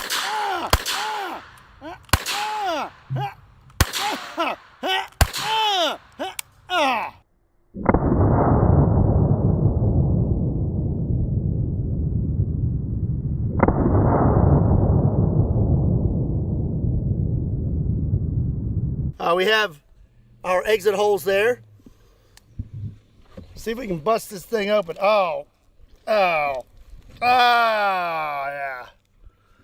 I mean, Yeah, looks really pretty break good. very well. Oh, we got a lot of, actually, so we got some unburnt powder in there. All the way through, all the way on this side. Damn. That's interesting. Okay. Now I know these things are made for up close and personal, but I'm curious if I can hit something at some distance. So, scenario, you encounter a giant rooster and you gotta shoot him with your knife guns. I'm gonna start out with the 22. Let's see here. And you know what? I'm gonna do the upside down technique because I feel like I can kind of aim with the blade. Here we go. Oh! Look at that! Look at that. 22 pretty stout, huh? I had to knock him down. Wow. I'm pretty impressed. So I actually am pretty impressed. I have tried out things similar to this in the past, and it's very hard to hit anything with them. I know this is a big target, but I'm still impressed that I was able to hit him that many times with the knife gun. Pretty cool stuff, and took his whole head off. Our rooster has resurrected, and now I'm gonna try out the 25 ACP. Demon rooster! Here we go. Oh, got him. Got him. Got him. Hey, these are pretty accurate. I mean, that's not bad. But he's still not down.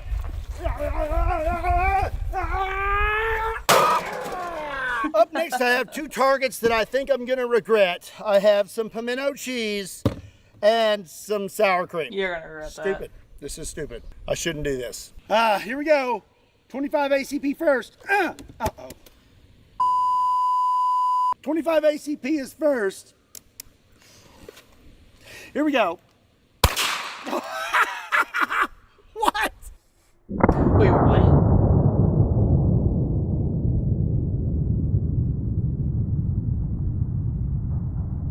That was hilarious. That is Okay, so that's gross. kind of funny. All right, pretty effective.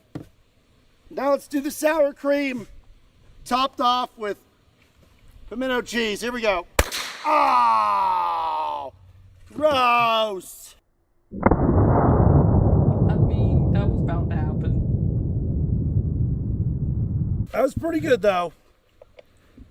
It's actually quite a bit of energy transfer for a 22 and a 25 ACP. I'm gonna say that these could possibly be nothing to shake a stick at. All right, now it's time to finally shoot and stab Mr. Zombie. I'm gonna start out with just shooting at him and no stabbing, and we're about 7 yards back. Okay, here we go. 25 ACP first. I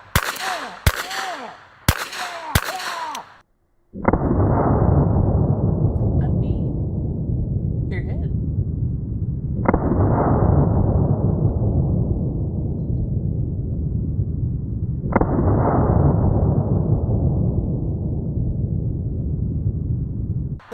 All right, I'm out of ammo. 22.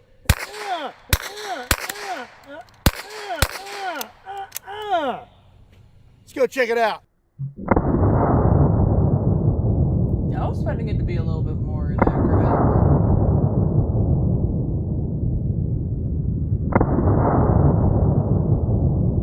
It doesn't look like it's actually like going all the way through though. Let's have a look. It appears we have some very interesting results. Take a look at this thing's sternum. Right there. I believe those are 22 and maybe 25 ACP also stopped on his sternum. That is pretty wild. Here we have some hits that actually passed all the way through him. I believe those are 22. Looks like I've got a 25 ACP back here that stopped inside of him. None of the green stuff. And other than that, I think we had a few misses. We hit right there. That went all the way through. But I'm out of ammo. So you know what that means. I guess I'm going to have to stab it. All right, here we go. Ah, holy cow. Got that whole blade in there.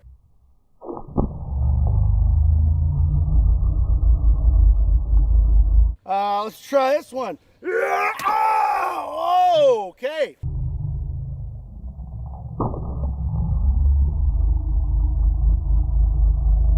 I'm gonna say that these right here, these Milligun gun knives, work really well as knives. That's pretty gnarly. Yeah.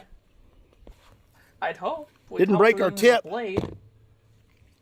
And we did not break our tip. That's awesome. I'm kind of curious to see what happened if I stabbed him right in the bone right there. Like, I wonder if we could make it through that. Tell you what, that one says Kentucky Ballistics on it. Let's not use that one.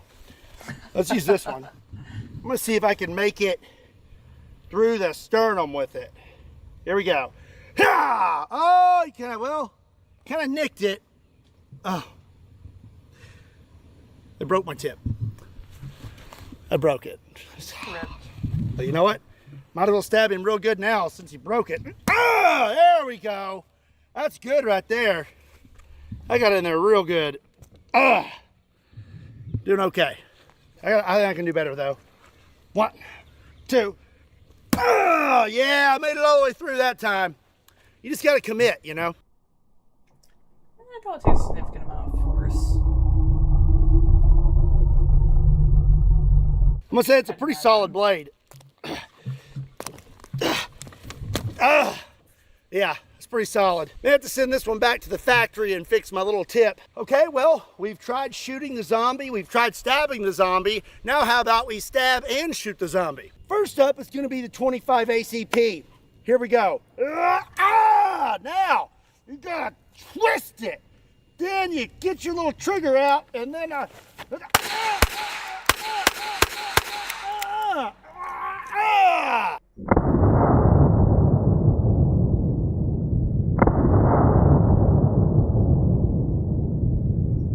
Now we have the 22. I'm not gonna twist this one. We're just gonna start with the trigger down.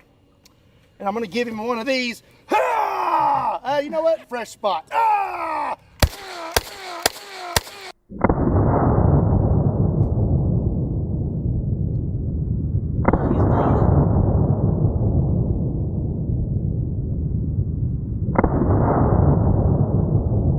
He's definitely not having a good time.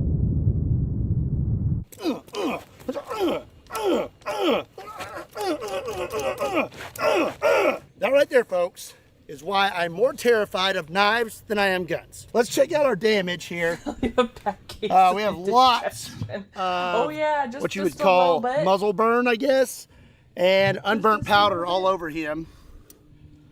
I don't know if we made it through him. Oh, looky there. We have quite a few bullets on this side. It's like 1, 2, 3, 4 bullets that almost made it all the way through him, but not quite. And while looking at him, I did not realize we actually did hit him in the face earlier. And there is a bullet, I think it's a 25 ACP, right by his ear. I'm gonna turn this guy around. Oh dear. He is not having that was good. time. Now we're gonna see what happens if we give him the old sneak attack. Scenario, you have a zombie, you're sneaking up behind him, and you have 2 Milligun knife guns. Here we go. We're gonna go for the old stab, shoot, stab, shoot.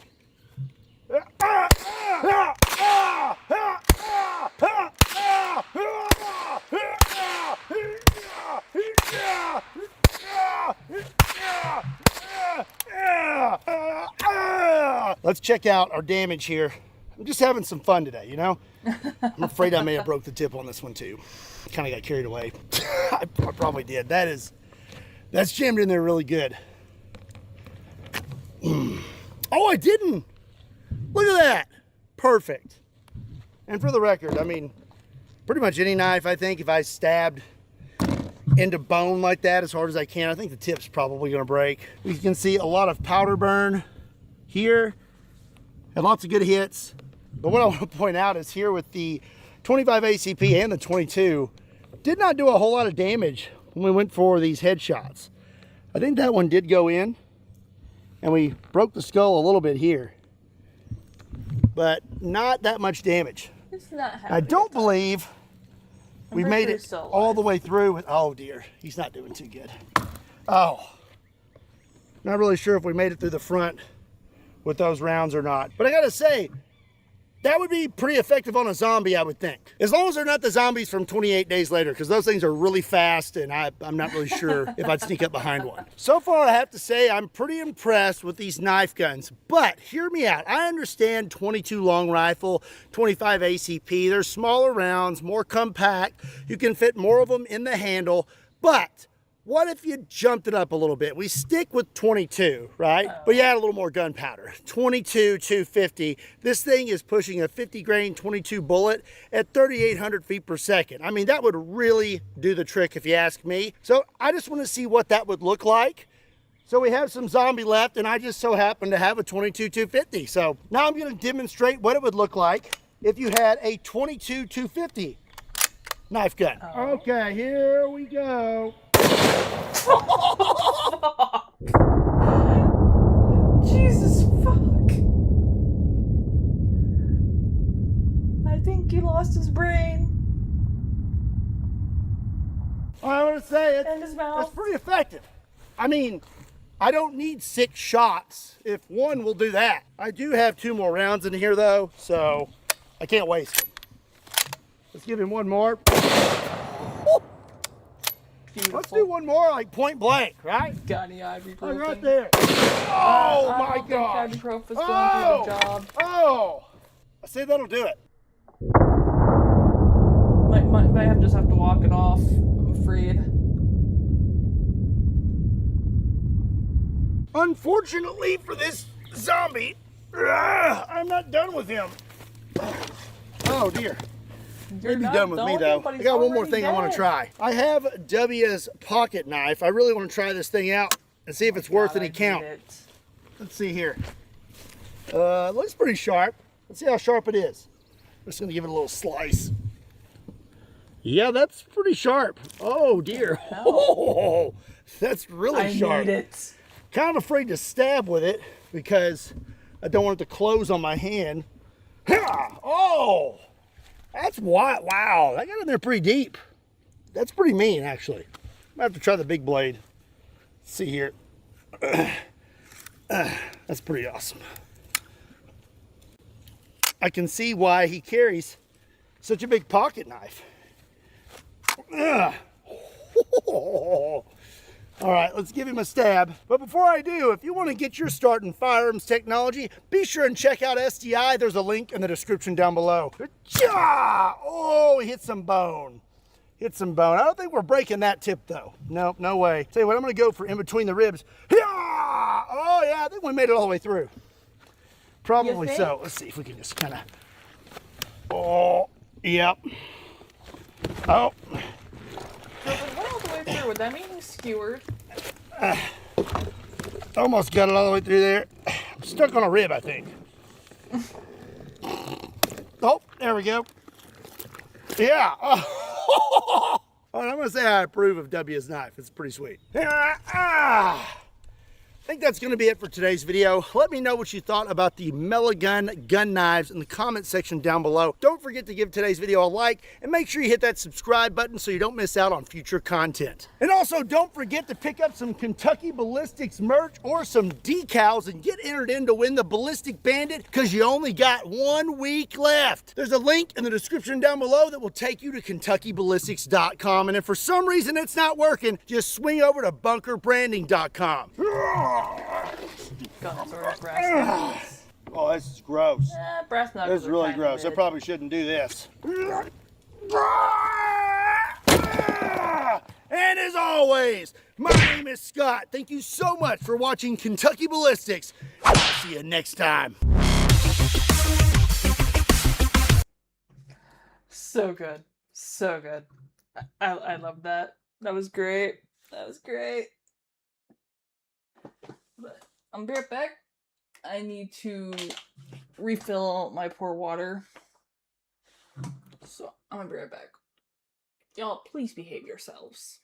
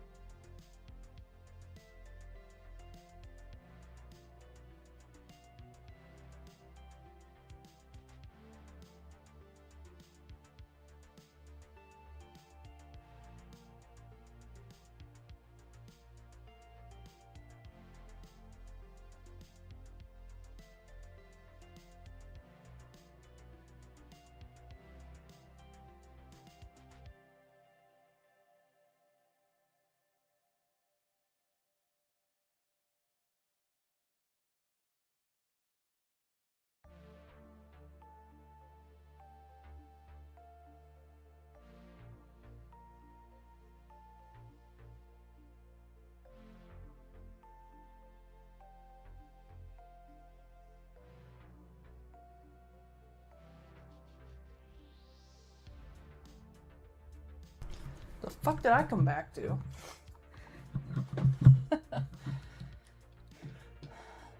Let's see what I miss.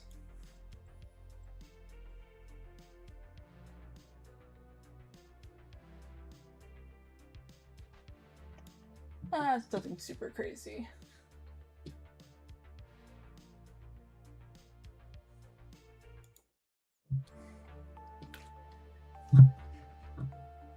Multi-tool shovel. Yeah, I can get behind a multi-tool shovel. We can get away with those. He needs a tank. I don't think I need a tank. I don't think a tank is needed for the arsenal. It'd be fun though, but not required.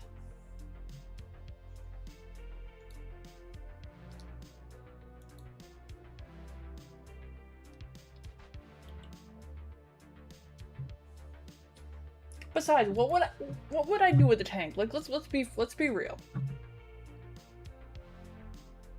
What would I do with the tank? Okay.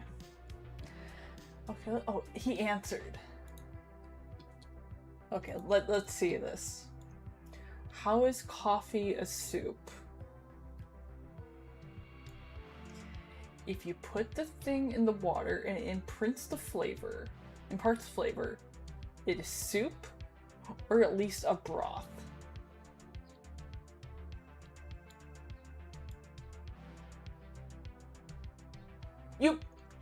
But you don't put the thing in the water goes through it.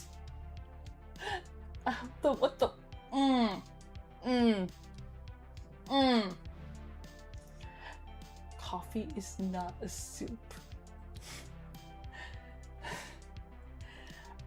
Well, next time I talk with him, we are straightening this. We are straightening that up, 100%. Coffee is not soup. Coffee will never be soup. Like, fuck. No, you don't start that yet. Coffee soup is a traditional frugal dish popular in Amish, Pennsylvania, Dutch communities made by soaking stale bread or crackers in warm sweetened coffee and milk mixture. That's not the same though. Don't agree with him. Coffee is made by boiling the grounds of water and letting them settle. Coffee is not soup.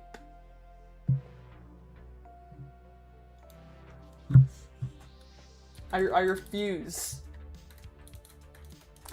Or do you agree it's at least a broth? A broth I could be more negotiable on, but soup?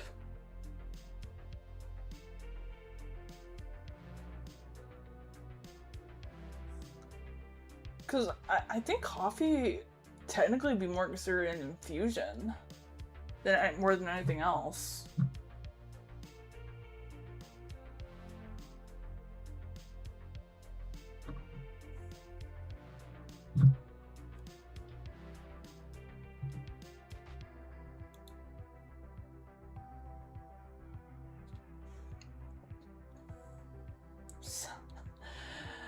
Oh boy. Okay, let's see. What do I got now? Let's see. No, let's save that Kentucky plus 6 ability for another day. You know what? We're gonna do some Ginger Billy. And I got a couple of his videos queued up.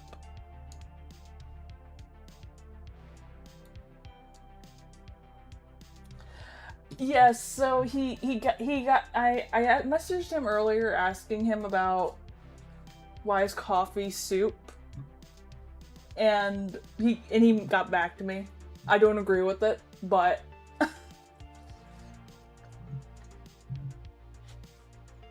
we can sort that out later.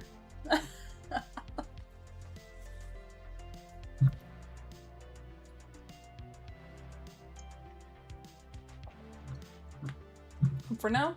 And then I'm gonna do some more ginger belly. I almost said ginger boy. I've been really disappointed with myself if I fucked up that name.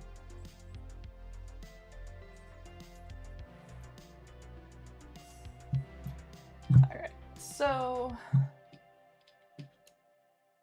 did I do this one too? Did we do this one? I don't think we did this one either.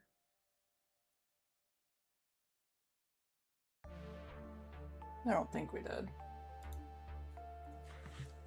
Anyway.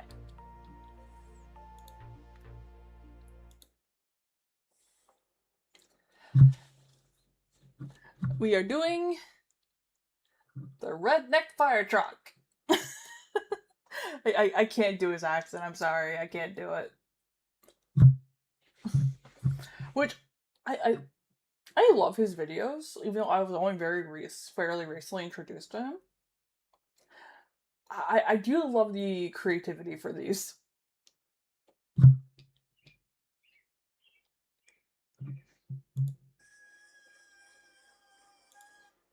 Stick to the bad Scottish accent. Yeah, that's what I'm thinking, because I can't, even though, like, I grew up in a partially, like, redneck area, I cannot do a redneck accent.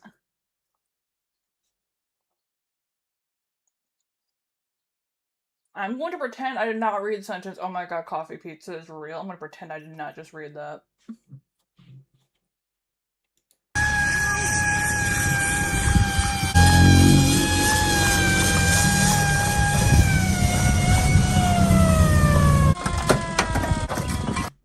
Hold up. Is that the guy from the, fucking Fire Chronicles thing? Section shorts?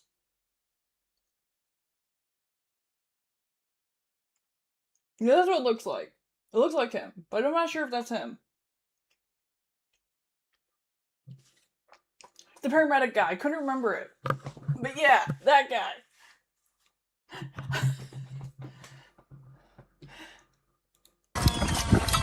Hello, Marco. You know, a lot of y'all didn't know I was a volunteer firefighter. That's right. I am the only volunteer firefighter out here in the country. But now, I got me and you rookie.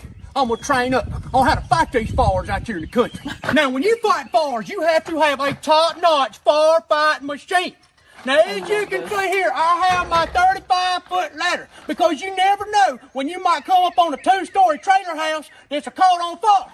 Hey, pop that bad boy up, come up there and save a life or two. As you can see here, I have my air horn, okay? This is to allow the community to know that there is a fire and that I am on the way to rescue. Next, we have the 25-gallon fire suppression system. Right, this is where I keep my water to fight the fire. As you can see, it is hooked in to a high-pressure hose, which allows me to be able to suppress the fire at any angle, anytime.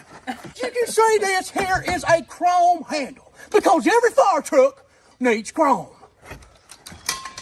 Now this here is my high-vis emergency light.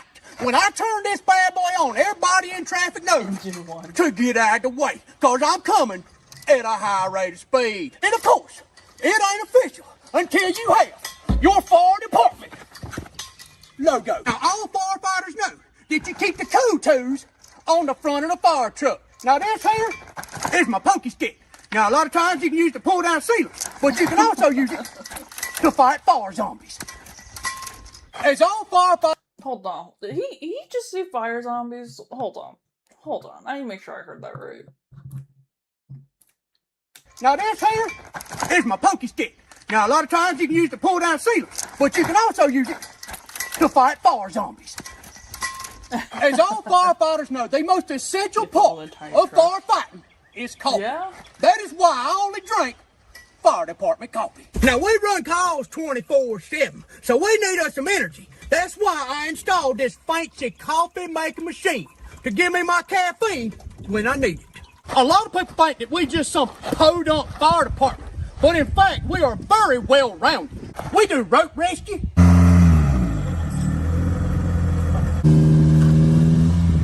Get it, rookie! Welcome! We do high angle rescue. We coming, little chicken! And we only go in Terrier. Hey, baby! Scanner says there's a fire down on Dog Leg Road. Hey, rookie! Dispatcher says it's a fire. Far from what? No, it's a fire on Dog Leg Road, man. Let's go!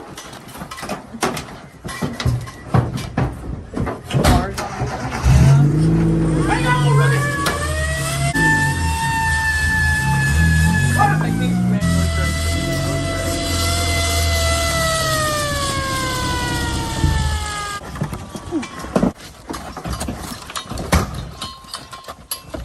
Hey, rookie! Let's go fight that fire!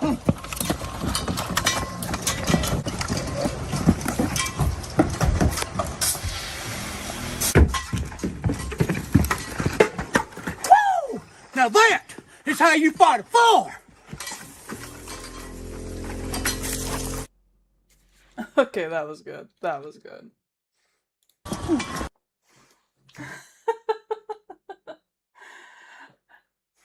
I will say though, it always surprises me, even though it really shouldn't, how much the actual like full fucking equipment for fucking firefighters actually weighs. Always fucking baffles me. But because like it looks bulky.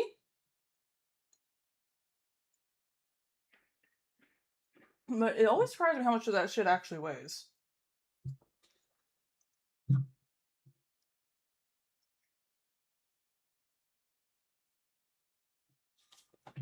Sorry, I'm being old school when you have to crank. Yeah, I was not expecting the crank for the siren. I was not expecting that. It was a nice touch.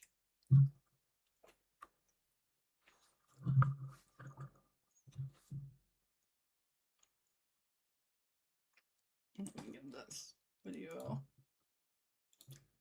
the like so I know I've seen it.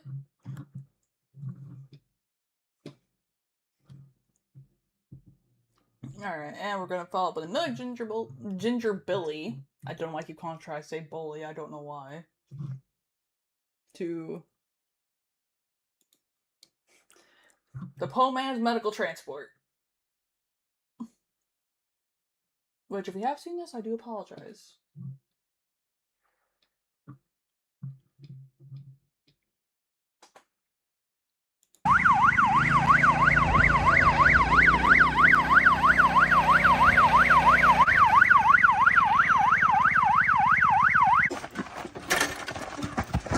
You know, me and old Jason here, we have been partners in the medical field for many a year. Paramedics. And the one thing that we have noticed is that these blue-collar country folk find it hard to afford an ambulance ride to the hospital when they get sick. And that's why we created this breakthrough in medical technology, the go-karts. Why do you have an accent? I don't know, it just felt right.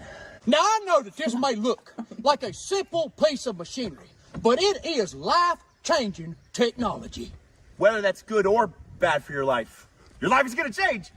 Now don't you worry, because you're in great hands, because we are a certified pair of medics.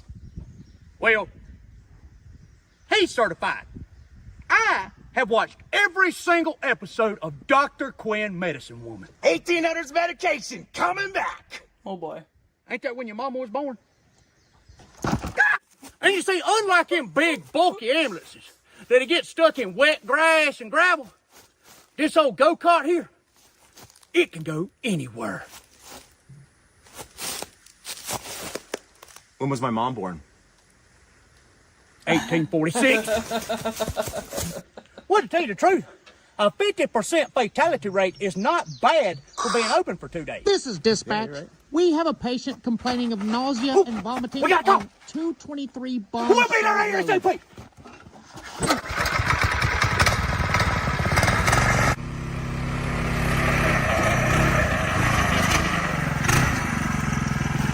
And up. All right, let's put him on there. 1, 2, 3. Oops.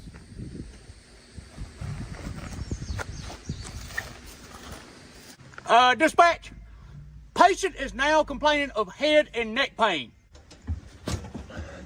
Hey, it's gonna be $15 for the ride. I got jerky.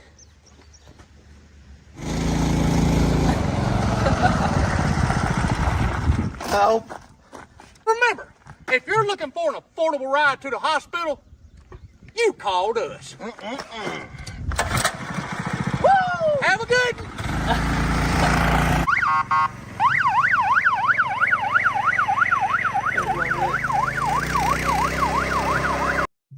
I love it. It's so good.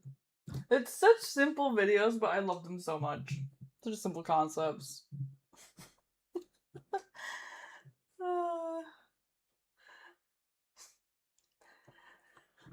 Sometimes I wish some of the videos were longer though.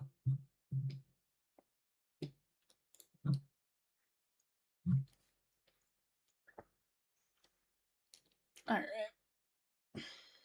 What's that one? Alright.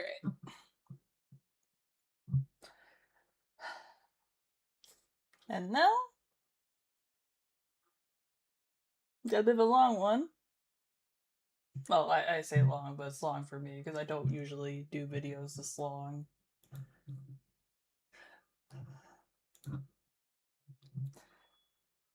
The Fighting Preacher, Logan Weston.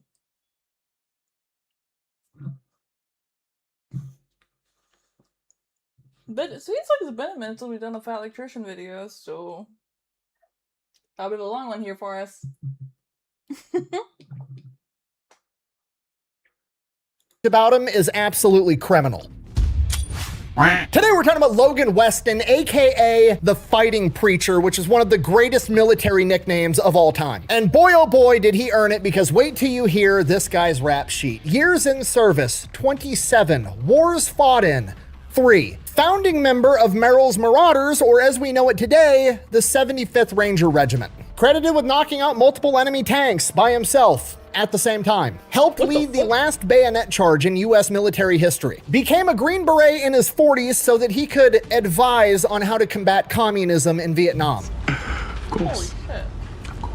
And this is normally the part of the video where I would list off all of his awards and citations, but seeing as he has over 200 of them, we're just gonna hit Distinguished Service Cross, 5 Silver Stars, 7 Bronze Stars with V device, and 6 Purple Hearts. Oh, is that all? And we're gonna get to how he got all that right after a word from our sponsor. Delete me. Delete me. What? Where's my new gun? This is my commercial, so my tax write-off. I didn't have a Wikipedia That's page. not Oh, what we shit. agreed to. I don't care what you said. All right, boys, let's go. You know, taxes on a gun's more expensive, right? This video is brought to you by Delete Me. Super simple, straightforward business model. You give them money every month. They turn around and make sure the data brokers on the internet aren't selling your personal information. Okay, I've read some of the comments, and a lot of you guys have the same concern. You're like, hey, if I don't want my personal information out on the internet, why would I give my personal information to this online company to try to take my information off the internet? It seems like a self-defeating endeavor. Okay, that's a valid concern. I had the same one when I was getting signed up. Here's the thing. When you go to sign up, you don't really give them your personal information. I think when I signed up, I gave them my name and my email address, and that was it. Then after you get signed up and you give them that information, they're like, okay, give us like 3 to 5 days and we're gonna have a questionnaire we need you to fill out. You show back up 3 days later, and the questions, I'm not gonna lie, they're creepy. It's just like 25 questions that you answer yes or no to, but the questions are like, have you ever been associated with this address? It's the house you currently live in or one that you recently lived in. Is this your phone number? Yes or no? Are you related to this person and the name is like your mom or your dad or your sister or somebody very closely related to you? It's just all the information they were able to accrue with nothing more than your name and one email address. Nothing convinces you that you need Delete Me more than their enrollment process. So you go through, basically just tell them like, yeah, you figured out who I was, and then they go through and make sure nobody else can do that shit. So yeah, I recommend them. I've been using them longer than they've been paying me to talk about them. If you wanted to give them a try, I'll have a link and a discount code down below. Let's get back to the video. Our story begins on January 5th, 1914, when Logan Weston is born. He is the oldest of 5 kids, and like pretty much everybody else from this era, his childhood kinda sucked. Family's dirt poor, like log cabin in the woods with no plumbing or power, dirt poor. He bounced around a lot between Michigan and Pennsylvania, and he only got an 8th grade education before going and getting manual labor jobs to support himself and his family. During the Great Depression, Logan's hunting buddy, basically his best friend who has a wife and kids, isn't able to find work and he's not able to support his family, so Logan, wanting to help him out, goes to the superintendent at this coal mine and is like, hey, can we hire this guy? And he's like, no, we're struggling to keep you guys employed right now. So Logan basically quits his job and gives it to his friend so that he can support his wife and kids. Takes him a while, but eventually he finds a job as a lumberjack, and shortly after that, the coal mine that he used to work in collapses and a bunch of people die. A lot of his friends, thankfully not his best friend that was his hunting buddy. Because of that, the mine ends up getting shut down and his friend is now out of a job again, so Logan does the same thing. He goes to his lumberjack boss and is like, hey, I'll quit, give this guy my job. He then goes, finds a job as an appliance repair guy, and then a couple months after that, there's a logging accident and a bunch of more of his friends die from the same crew that he was working with. This really starts to eat at him. He feels like death is following him everywhere he goes. A bunch of his friends have died. He's super depressed about it, and one day he gets home from work at his appliance repair job and decides that he's gonna get a gun out of his dresser and put it to his head. He slowly squeezes the trigger as the hammer's pulling back, pulling back, pulling back, and then he says that he hears a voice saying, wait, and he goes to let off the trigger, but before his brain can send that signal, the hammer drops and the gun should have fired, but it doesn't. Not believing what just happened, he thanks God for a second chance, walks outside of his house, and then shoots a tree with the exact same gun, and the gun goes off perfectly fine. And Logan interprets this as God having other plans for him, and it just completely shifts his perspective. Previously, he was thinking that death was following him everywhere he goes, and now he feels like he was being protected. God saved him from that mining incident just in time. He saved him from the logging incident, and now he just saved him from himself. Because of this, Logan decides that he's going to give his life to God. At the age of 25 years old, he decides that he's going to go off to Bible college to become a pastor. And that's what he does. He is just reading his Bible and studying in college constantly, and then his junior year of college, the draft starts for World War II in 1940. And at this point, at least, there's no exceptions for going to Bible college as getting you out of the draft, so he has to go, so he does the only thing he can do. He goes, he proposes to his girlfriend, gets engaged, and then sets off for the Army. Winds up at Camp Shelby, Mississippi for basic training, and when he first gets there, like just stepped off the bus to the base, they're in a big open field. There's a guy yelling that basically talking to hundreds of these kids that don't know what's going on, and he's like, okay, look, if you want to be infantry, go over there. You want to be artillery, go over there. You want to be a medic, go over there. You want to be this, go over there, yada, yada, yada. And he's looking around. He doesn't know what any of these words mean. He doesn't know what infantry is. He doesn't know what artillery is. This is 1940. There's no TV show. You can't Google this beforehand. You're not getting to pick a job. So he's like, I don't know what to pick. So for some reason, he picks infantry, thinking that sounds easy. Infants don't do a lot. I could probably do whatever the infantry does. There may be a situation here in which a serious mistake was made. Oh boy. From here, he goes to basic training, then he goes to infantry school, then he's just stationed at Camp Shelby, and the entire time he's also functioning as like a pseudo chaplain. Again, gotta remember, he's like 27 years old at this point. A lot of the other people coming up are young 18-year-old kids. There's a huge deficit or like lack of religious services available because of how quickly the US military is growing. So he's leading prayer groups, he's, consulting and talking to guys that are having personal problems, much like a chaplain does. And then December 7th, 1941, Pearl Harbor gets attacked, and then within a matter of hours, he is ordered to move out, and he is somewhere along the Mississippi River at a choke point, basically pulling security on the Mississippi River in case the Japanese invade. You gotta remember, this is Pearl Harbor. It's complete chaos. Nobody knows what's gonna happen. There could be a land invasion at any minute. People have no idea. So he was just mobilized somewhere that the Japanese might show up on the Mississippi River. And again, I presume because of the chaos in the days following Pearl Harbor, nobody knows what's going on. Everybody's scrambling. He winds up camping along the Mississippi River with all of his guys for like a month. Like, he was mobilized within hours of Pearl Harbor being attacked and then just stood out there and made sure the Japanese didn't show up at a river for a month straight. Okay, if you're not picking up what I'm putting down, I'm trying to tell you, I'm pretty sure they forgot they sent him there, okay? Anyways, regardless, by the second week of January, he finally gets orders to head back to Camp Shelby, so he packs up all of his stuff, heads back to Camp Shelby, and when he gets there, he is immediately promoted to sergeant. And again, this is obviously because of Pearl Harbor. We're going to war, we're gonna need millions of new troops, millions of new draftees, millions of new volunteers. Pretty much anybody with any military experience at that moment was gonna get put in a leadership position, so they were promoting everybody. He then gets pulled into his CO's office, and CO tells him that he thinks that Logan would be a good fit for officer candidate school. Logan says he's interested. He goes off, he goes through like a board, like an interview type process, and when he gets kicked back, he gets rejected. Now, I don't know what happened in this interview, but apparently the promotion board's official reason for not promoting him was his religious convictions were too staunch, and they recommended him for a psychological evaluation. What? The commanding officer that had recommended him for officer candidate school finds out about this. He's pretty pissed off, feels bad for Logan, brings him back into his office. He apologizes and then immediately promotes him to staff sergeant. A couple days after that, he gets orders, grab your shit, get on the train. He gets on the train. Next thing he knows, he's in San Francisco. Then they tell him get on the boat. He gets on the boat. Next thing he knows, he's in some tropical paradise called Fiji. And he's training with the local islanders in jungle combat, these Fijian scouts. Apparently they're all 6 foot tall. They're all 200 plus pounds, which in 1941 was a massive dude. And apparently they are ungodly good at jungle warfare. He said that they would do mock war games and the Fijian scouts would just wait till night, so the Americans would have double, triple the normal amount of security, and somehow the Fijian scouts would still sneak into their camp and take markers and just put lines across people's necks while they were sleeping, simulating, I would have just killed you with a knife in your sleep.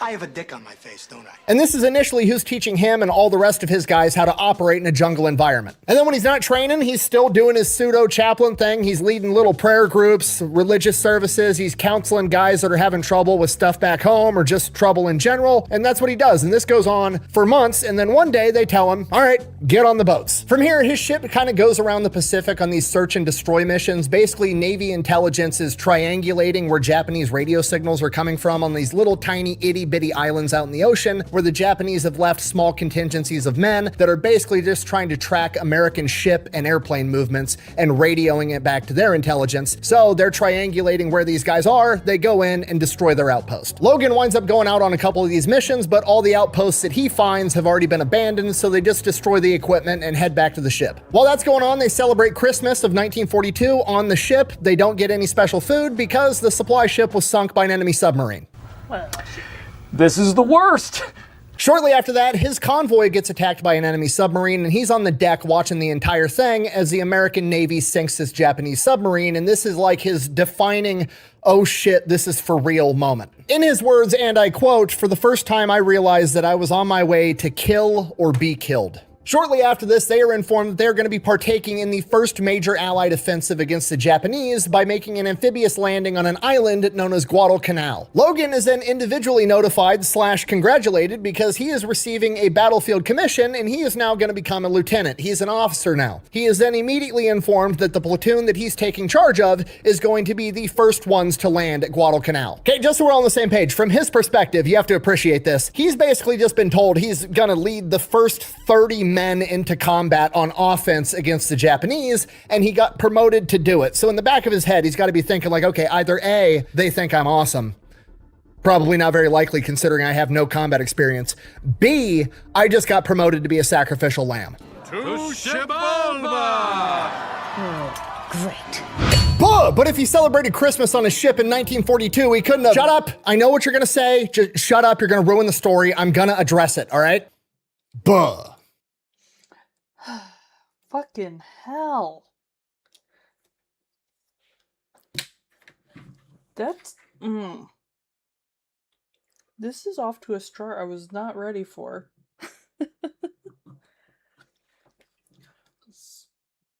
So, guy basically... Poor upbringing.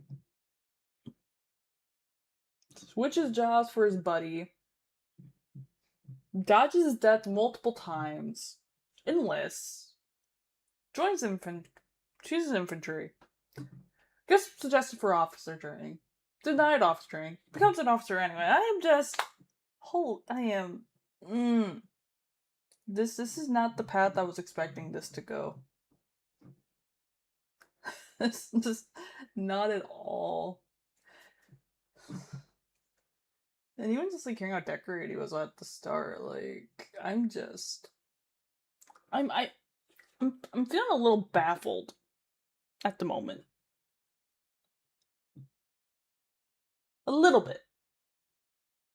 It sounds like a lot. Especially when it's like listing off all the things earlier. Just some of these guys are just, whenever I see the things, I never know what to expect when I get into it. I never know what to expect. And this was off to a really strong start.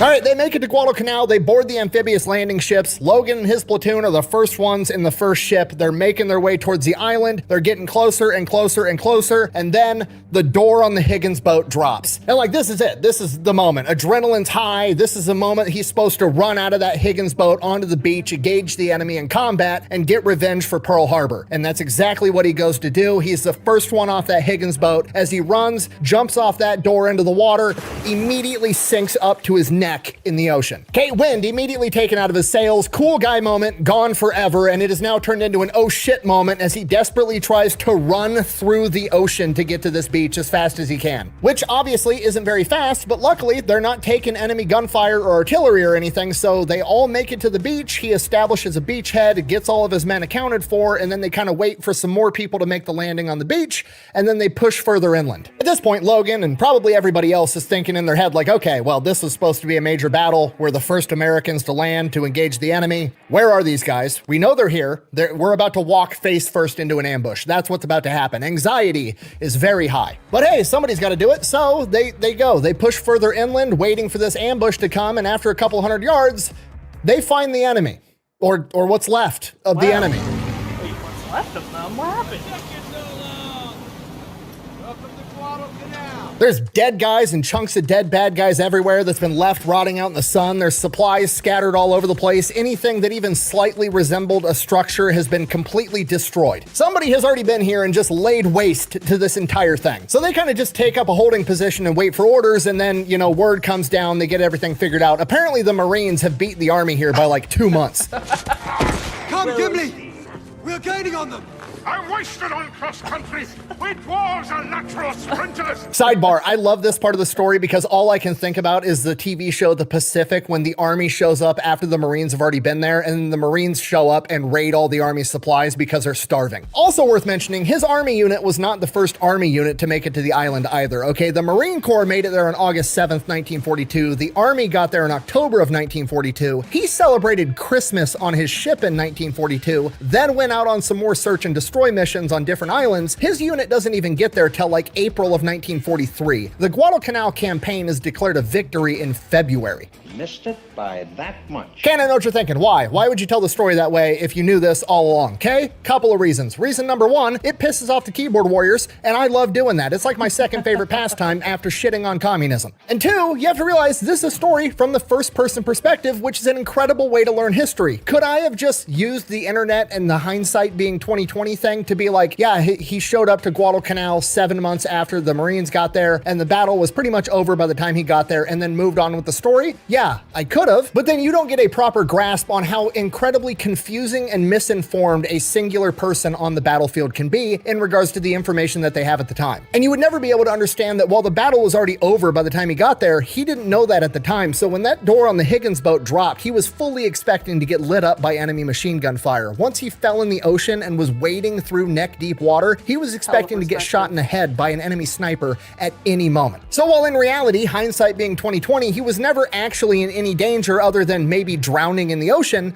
he still performed an incredible act of bravery. Sorry, I'm getting sidetracked. Guadalcanal, the battle, like I said, ended in February. The main battle is wrapped up for the most part. The only thing left is there's small squads and individual guys or groups of 2 and 3 that are out in the jungles conducting guerrilla warfare. So he does go out on multiple patrols trying to find these guys, and on one occasion, he does. He takes his men out, they're patrolling through this really dense jungle. They're in a single file line on this narrow path through the jungle. He rounds a bend and literally bumps into 3 Japanese soldiers, and immediately before he even knows what happens, shoots all 3 of them. After inspecting their bodies inside of the helmets of one of the dead Japanese soldiers, he finds a family picture of him, his wife, and his child, and it eats him alive. He prays about it a ton. He didn't want to kill anybody. He knows that, but ultimately he just comes to accept what he already knew the moment he saw that submarine go down. It was kill or be killed. Once they get back from patrol, he winds up telling his commander everything that happens. He's expecting like a good job, an attaboy. You took out 3 of the enemy. I sent you out into the jungle to find him. You found him. You did your job. Good job. That's not what he gets. He gets a tremendous ass chewing from his commanding officer because there's no reason that an officer should have been out in front. He should have had, his lower enlisted men leading the way, and his life should have never even been at risk. He should have let somebody else do that for him. And Logan pushes back against the commanding officer. He's like, I'm sorry, I thought I was commissioned to lead my troops, not drive them. And this pretty much solidifies his leadership style of he basically made a vow to himself that he's never going to ask one of the men under his command to do something that he wasn't willing to do himself. From here, the next 2.5 to 3 months that he spends on Guadalcanal, he's still going out on patrols. He does get involved in some more skirmishes, but they don't need everybody patrolling the jungle, so they end up doing a ton more jungle warfare training. And when he's not doing that, in his free time, he pretty much gives all of his time to being a pseudo chaplain to all the men because obviously not a lot of religious leaders on Guadalcanal at the time. And unfortunately, this is that point in the war where a lot of soldiers start getting Dear John letters from back home where their wives or fiancés or girlfriends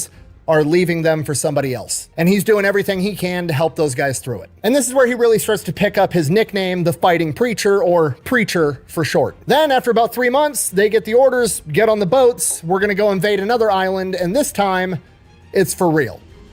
Allegedly.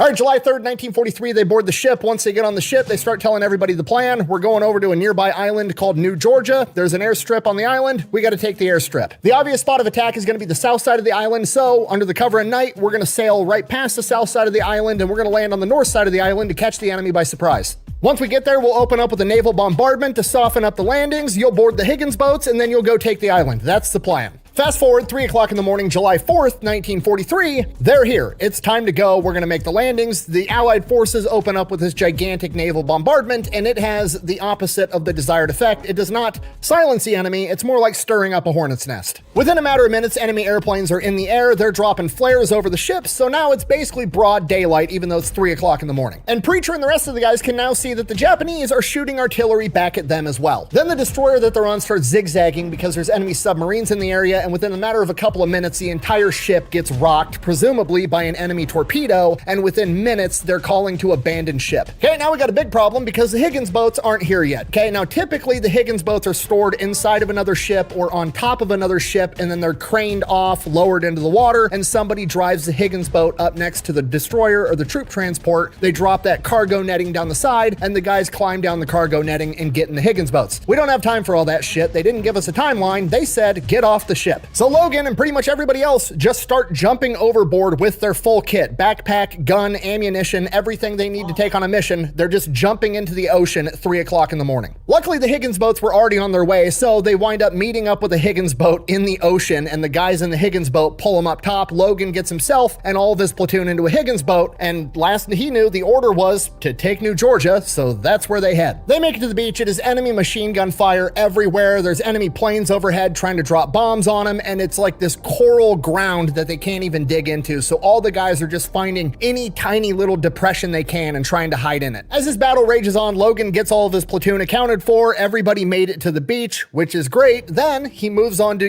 assembling the bigger picture of the battlefield. He's the officer. He has to know what's going on to tell his men what to do. And he starts looking for the other officers. He can't find any. And he starts to realize that 2/3 of his battalion made it to the beach and another third didn't. And in that third that didn't is apparently most of the other officers, and he is now in charge of the rest of this battalion, even though he's only a second lieutenant. Daylight comes, they fight tooth and nail all day long, agonizingly slow, and by evening on that first day, they've managed to get about 300 yards deep on the beach and about a mile wide. That's their beachhead. That's all they've got. By this point, other high-ranking officers have made it onto the beach, and they make the call that they're not going to keep pushing into the jungle as the sun's going down because it just seems like a bad idea to follow the enemy into the jungle in the dark. So they decide to set up security for the night, and they're going to handle the rest in the morning. Morning comes around, Logan gets the order that he's supposed to reestablish contact with the enemy, aka Go fucking get them. From here, they basically use this beachhead as a base and conduct patrols into the jungle looking for the enemy. Logan doesn't go into great detail of like play-by-play of what happens every single patrol, but he does say during this period of time, all of his men picked up the habit of shooting and or bayoneting every dead Japanese guy they saw because they figured out pretty quick that the Japanese like to pretend to be dead and then try to shoot you in the back after you walk by. He also said during this period of time, he and his men became experts in clearing out Japanese machine gun nests. As soon as that Japanese machine gun would open fire, everybody would hit the deck. They'd return so much suppressing fire that the Japanese couldn't look up to man the gun, and while they were keeping their heads down, somebody would run up there with grenades and clear them out. This goes on every day for about 2 weeks straight, and then his platoon gets relieved by a Marine unit, and they get sent back to the beach to get some R&R and then wait for new orders. After a couple of days of hanging out on the beach, new orders come down, and here's basically what's going on the island at this point. The Japanese have brought in reinforcements to defend this airfield, and the Marine and the Army units that are trying to take the airfield are basically stuck in a stalemate. So Logan and his battalion are being sent in, okay? Battalion, not company, not platoon, battalion. Like 900 guys are being sent in, and their job is going to be to block the main supply road leading to this airport to cut off Japanese supplies so it weakens them so they can take over this airfield. The problem, it's like 17 miles away, and there are no roads. They're going to have to traverse 17 miles of this jungle island terrain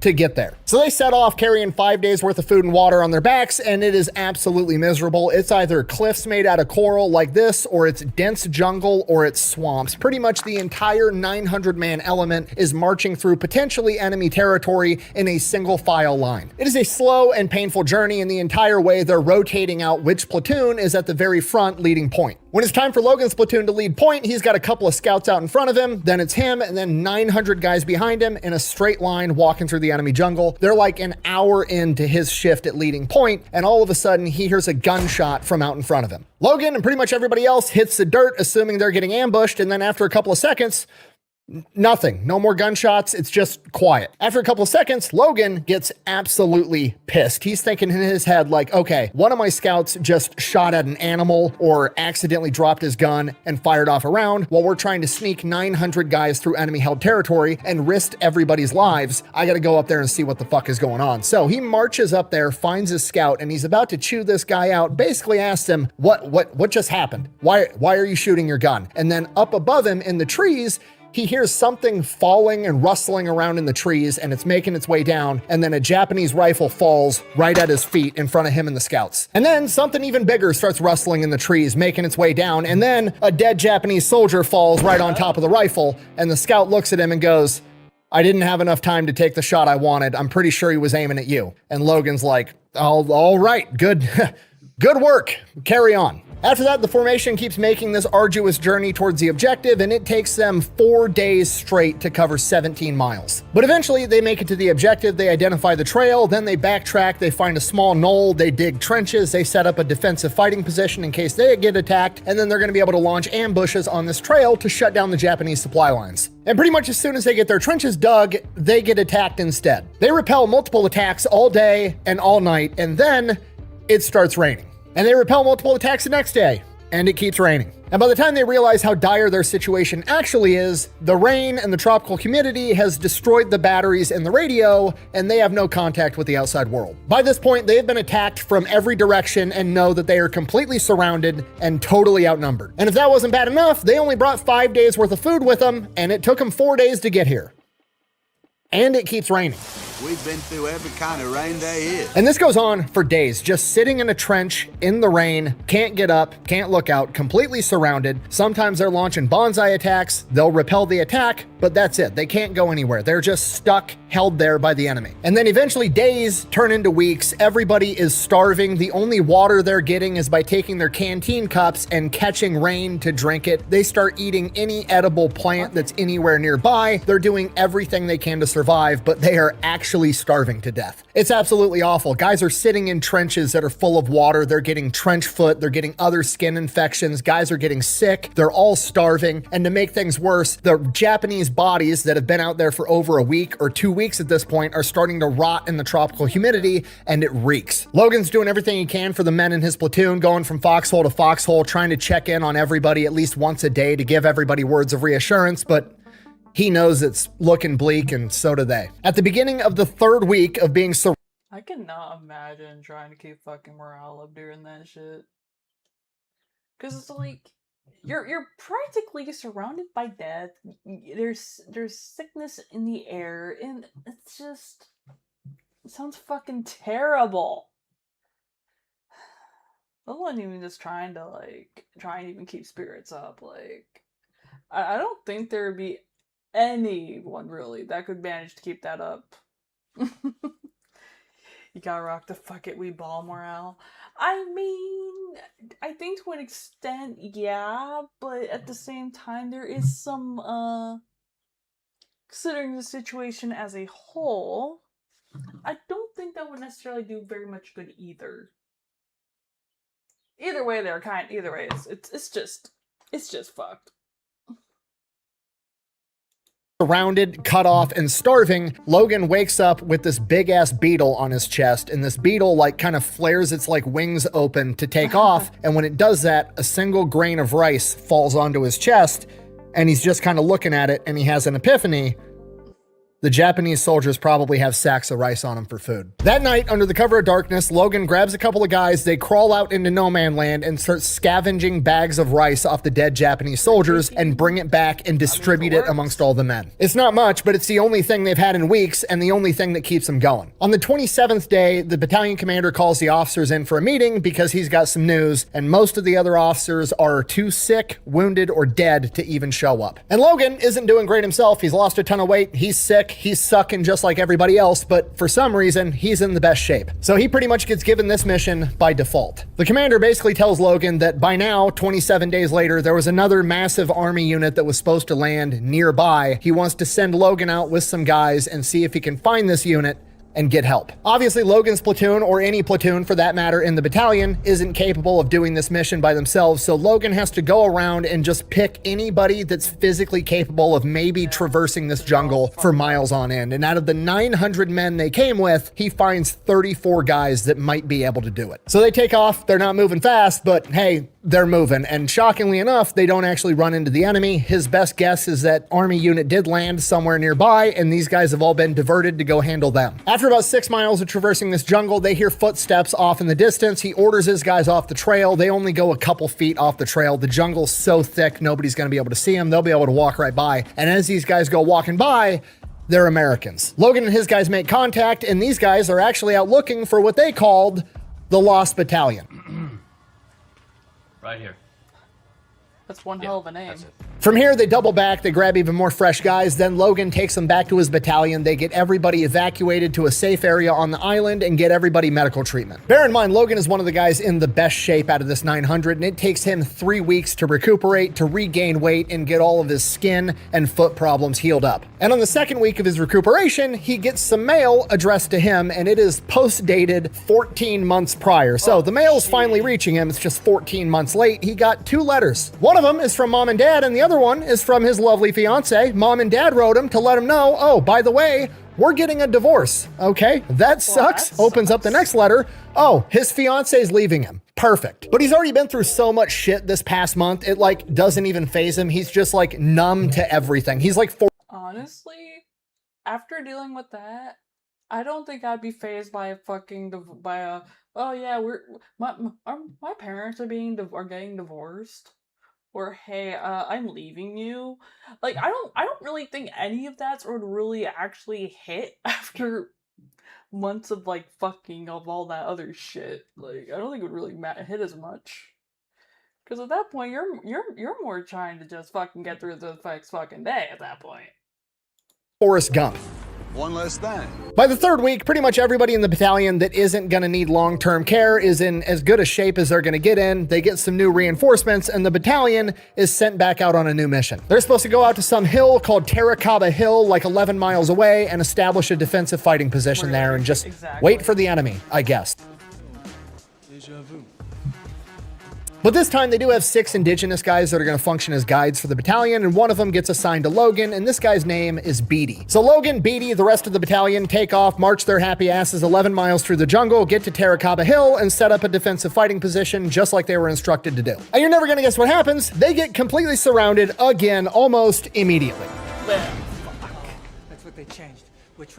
And this time, it's for 21 days straight. The difference is, they're all fairly healthy to begin with, and now they know how to play the game, and they don't give a single fuck about the enemy. Immediately, they're taking all the rice off the dead Japanese soldiers. The native guys are showing them all the tips and tricks that the natives know, like, oh, we can actually eat this type of bark, we can use this plant, it's good seasoning. They're actually cooking different forms of rice. They're like figuring out, oh, if I cook the rice with this bark off this tree, it tastes like chicken broth, and if I use this nut over here, it ends up tasting like oysters. Like they're literally playing Master Chef, seeing who can come up with the best local cuisine while they're in an active firefight for 21 days straight. Real, hearty, rustic, wholesome. I realize how insane it sounds that these guys are just like having a frat party in the middle of this firefight, but I'm gonna read you a direct quote from Logan. Quote, "Between lulls and firing, we would argue in defense of our culinary opinions. We refuse to let the enemy disturb us. If he came too close, he would be the recipient of a burst of machine gun or rifle fire. If he prowled at night, he would be sure to intercept a grenade." Bye-bye. Oh, look out. Thank you for coming by. Have a good day. I'm going to go enjoy my wad. He then goes on to say, and I quote, "We were surrounded, but it just didn't bother us anymore." By the 19th day, apparently the battalion commander decides that the party needs to come to an end. He needs somebody to go penetrate behind enemy lines, make contact with an allied unit, and, come in and clean this situation up. Logan Weston basically gets assigned the task because he is the most experienced patrol officer in the battalion. He gets given 33 of the best in shape guys, and he takes his local guide, Beatty, with him. From here, Logan and Beatty and the other 30 guys with him all get together in an area, and then a bunch of the other guys in the battalion get ready, and they've identified the weakest spot in the enemy line. The battalion lays down a bunch of covering fire. They punch through this weak spot in the enemy line, and these 30 guys plus Beatty and Logan disappear into the jungle. Once they really get moving, Beatty is absolutely incredible. This guy is having them ducking and dodging and avoiding the Japanese left and right. They're like invisible ghosts in the jungle under this guy's guidance. After about 4 miles, they get to a spot where they need to exercise a little bit more caution. And remember, Logan's the kind of commander where he's not going to ask anybody to do anything he wouldn't do himself. So he grabs Beatty, and those two take off to scout everything beforehand to make sure it's not an enemy ambush. They're making their way down this trail. Logan turns a corner, and off in the distance, he sees a Japanese soldier, and the Japanese soldier is raising his rifle and pointing it at Logan. Logan, realizing that he's about to lose a quick draw contest, immediately drops to his knees and hip fires towards the guy. Doesn't hit him, but it scares the guy enough that he jumps into the brush. And from here, all hell breaks loose. There's rifle fire and machine gun fire coming from the left, the right, down the trail, absolutely everywhere. They turn and start running. They dive off the trail. They wind up making their way into this swamp and swim through and hide in this swamp. After they're convinced that they lost him, they climb out of the swamp. Immediately, he realizes, like, I've had so much adrenaline pumping, I'm not sure if I've been shot or if Beatty's been shot, so they wipe the mud off Beatty, check him out. He's perfectly fine. Then they start wiping the mud off him. He's got a bullet hole in his helmet right above his right eye. Oh shit. Takes the helmet off, checks his head. The bullet had entered the helmet and skirted around the helmet till it lost velocity. Didn't even touch him. Continues checking himself out. He's got a bullet wedged in the heel of his boot. Another bullet had apparently cut the watch off of his wrist and grazed him. And a fourth bullet had apparently glanced off of one of his frag grenades, and he was completely fine. We should be fucking dead, man. So I'm not a religious person, but that is some pretty crazy fucking shit. They start making their way back to their platoon, and Beatty is just like blown away talking to Logan, like, wow, your God must be really powerful to be able to protect you like that. I need to know more about this guy. Like, can I worship this God? Can I be part of the club? What do I got to do? And Logan, AKA Preacher, is like, yeah, man, of course you can. Just, accept God as your, Lord and Savior and love him. He'll love you back. Bada bing, bada boom. You're a Christian. Hearing that, Beatty's in. So like him and Logan stop for a minute. They say a prayer together. And in Beatty's mind, he is now like a complete reborn again Christian. And from his perspective, he now thinks that he's basically immune to bullets. So he's so excited and pumped that he like starts singing and dancing loudly as they're walking back to the guys through enemy territory. And Logan is trying to get this guy to shut the fuck up, but he can't because now he thinks that bullets don't affect him. And then, as fate would have it, apparently him singing scares a group of parrots or some kind of fucking bird, and they take off and start squawking, and the birds apparently scared a bunch of monkeys, and then the monkeys start running around screeching, and the next thing you know, all of the wildlife in the area is running around making a shit ton of noise, and apparently this convinces the Japanese that a much larger element of guys is headed their direction, so they're able to make it back to his platoon without without a single shot being fired, and then the platoon is able to make it back to the battalion under the cover of all this noise. So put on the food. Oh my God. I love you, God. They're back at the hill with the battalion for 2 days before the battalion commander decides, fuck this, we gotta punch through and reconvene with this bigger army unit so we can get out of here. They march the entire battalion into the jungle with Logan leading point the entire time, and for 4 days they launch multiple attacks on different spots on the enemy line, trying to punch through. And again, as fate would have it, on the 4th day, other army units and Marines launched their attack on the airfield on the island, which caused all the Japanese in the area to fall back to defend the airfield, and they were finally able to punch through. They're able to reconnect with the 25th Infantry Division, those other units were able to take the airfield, and the New Georgia campaign is essentially over. Logan's battalion gets put on R&R for the next 2 weeks, where his main goal is to try to regain some weight, because over the course of this campaign, he's gone from 185 pounds to 119 pounds. After that, his unit gets sent back to Guadalcanal, where they're going to get new reinforcements, new equipment, everything they need to accept their new mission, and after 3 days on being in Guadalcanal, Logan hears about a call going out requesting guys with extensive jungle warfare experience to go on a super dangerous secret mission. They're not even going to tell you what it is unless you accept it. Logan hears this and is like, I mean, my fiance just left me, my parents are getting a divorce, and I just had a party in the jungle for the past 21 days. Fuck it, why not? I'll go. Within 24 hours of volunteering for this dangerous mission, he is then told to get on a boat. That boat takes him to an island, then they stop there for a little bit, then they go to another island, then another island, and the next thing he knows, he's in Australia, everybody's talking funny, he's there for a little bit, then they tell him to get on the boat again, they take him to some place called India, and he is like, what the fuck is going on here? I started looking out the window, I was like, what the fuck? Gun store, liquor store, gun store, where the fuck are you taking me? They start boarding all these beat up rickety trains going from place to place, and there's just extreme poverty everywhere at these train stations. Nobody speaks English. It's overwhelming. This dude was born in a cabin in the woods in 1914 up in Pennsylvania. He doesn't have the internet. He's never seen the Indian street food vendor videos. He's just completely overwhelmed. And he still has no idea where he's going. Eventually, they wind up at some like training area that is within eyeshot of the Taj Mahal, and he's just like, again, imagine growing up in a cabin in the woods in 1914 in Pennsylvania, and the first time you hear or see about the Taj Mahal, it's in person. From here, they just start conducting more jungle warfare training. So now, once all the guys are here, they kind of figure out they got about 3,000 guys. They split them up into 3 different battalions. You've got Alpha, Bravo, and Charlie. From what I understand, Alpha group was basically fresh recruits. Bravo group was new guys that didn't have combat experience, but they had gone through a bunch of jungle warfare training. And Charlie group, which is where Logan winds up getting attached to, is the group of guys that were all recruited from Guadalcanal in the Pacific that have a ton of jungle warfare combat experience. So they get to train in jungle warfare. Obviously, the Charlie group guys are trying to help out the Alpha and Bravo group guys, giving them all the tips, tricks, and pointers that they learned during their actual combat experience. Outside of that, they run into another problem. They brought 3,000 guys on this super dangerous volunteer-only mission, and they didn't assign a single chaplain to these guys, so they don't have any religious services or anything. So Logan steps up and he starts doing it in his free time. And this is where he really solidifies his nickname,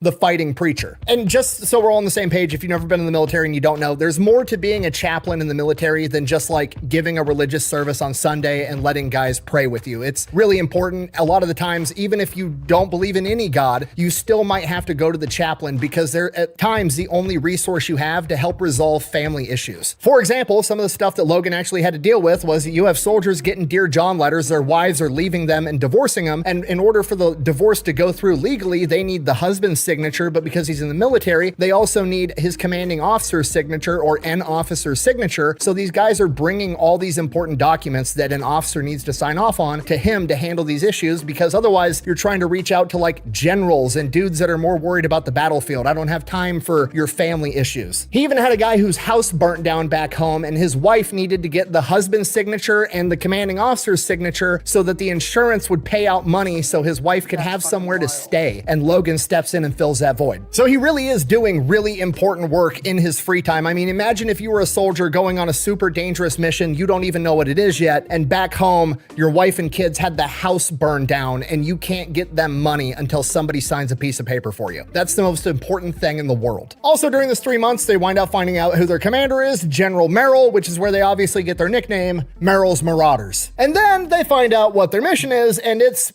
pretty much absolutely insane. All right, so here's what's going on. The Empire of Japan's trying to take over pretty much all of Southeast Asia and China, and they have basically got China in a bad position. They've essentially cut China off from the rest of the world. There's no way to get supplies in and out of China so they can receive aid from the Allies. So the Allies need to figure out a way to be able to get supplies into China to help them out, and the way they are going to do this is with these guys, Merrill's Marauders. They're going to send them on foot from India into Burma, where they are then going to conduct guerrilla warfare against the Japanese so that they can secure the Burma road and have a way to get stuff in. Okay, it's like 140, 150 miles of the worst terrain imaginable just to get to where the mission actually starts, and then it's another 800 miles of fighting through enemy-held territory. Okay, and I know what you're thinking. If the entire problem is we can't get supplies into this area, how on earth are we going to be able to get these guys food, water, and ammunition to fight in the jungle, burning 5,000, 6,000, 8,000 calories a day when we can't get supplies there? How is that going to work? Oh,